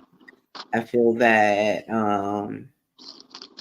because they're coming into their own, they don't know the capabilities of who and what they are, and maybe the power that they have at that time, if they have any, if that makes sense. That's my Yeah, answer. that's what I was thinking. Yeah. Oh, I'm wow. with you. Wow. I hit that one. Yeah. Just saying, that's exactly where my head was at. Yeah. Oh, wow. I'm glad. I think that was a really good question, though. Thank you for that. And thank you for having our closing question for the night. It was a pleasure having you on the panel. I hope that work is easy and smooth for you. Do you have any closing remarks for tonight? Oh yeah, it was a good show. Like, I enjoyed being here. Work has been easy for me. I haven't made it easy for other people, so I got to be honest with that. I love your I love that comment you said that I discriminate all the time. Just saying. You are hilarious. And if they don't like it, I'll promote them to customer. That is funny. I do. But My mom actually, me and my mom are starting the show soon. I'm gonna send you the link when we drop it. uh-huh. Like we got everything together. It's probably gonna be sometime this month or near the end of it. But we're talking about resilience, and we're basically breaking down our story to help motivate people. Oh, that's gonna be awesome. I would love to hear your mom tell her own story. So that's going to be awesome. She an old woman though, so she don't remember everything. That's okay. I That's gotta okay. fill in the blanks. That is okay. Oh, definitely keep me aware and abreast of that so that I can promote it in the chat and on my IG. I would love to if you guys would let me. So yeah, I look forward to that. But yeah, I hope you have a great night. Enjoy the show. Thank you, you too, and thank you for your support, Lionel. Good night.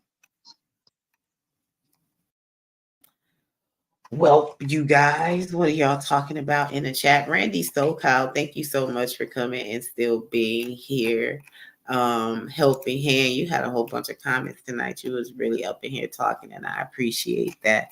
And Mavitt, I love Mavitt. He always has some interesting things to say. Betting on oneself should be compared with actual ability to, and not be overconfident and get in trouble or fall miserably.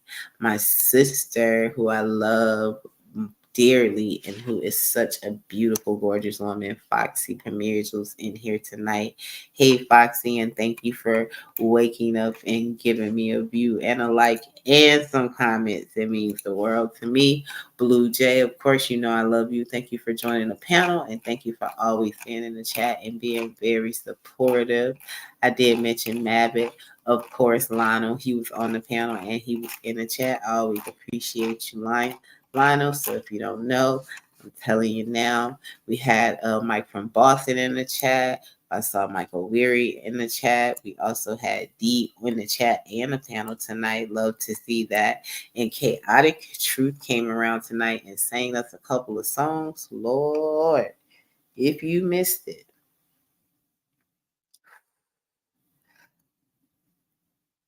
I don't know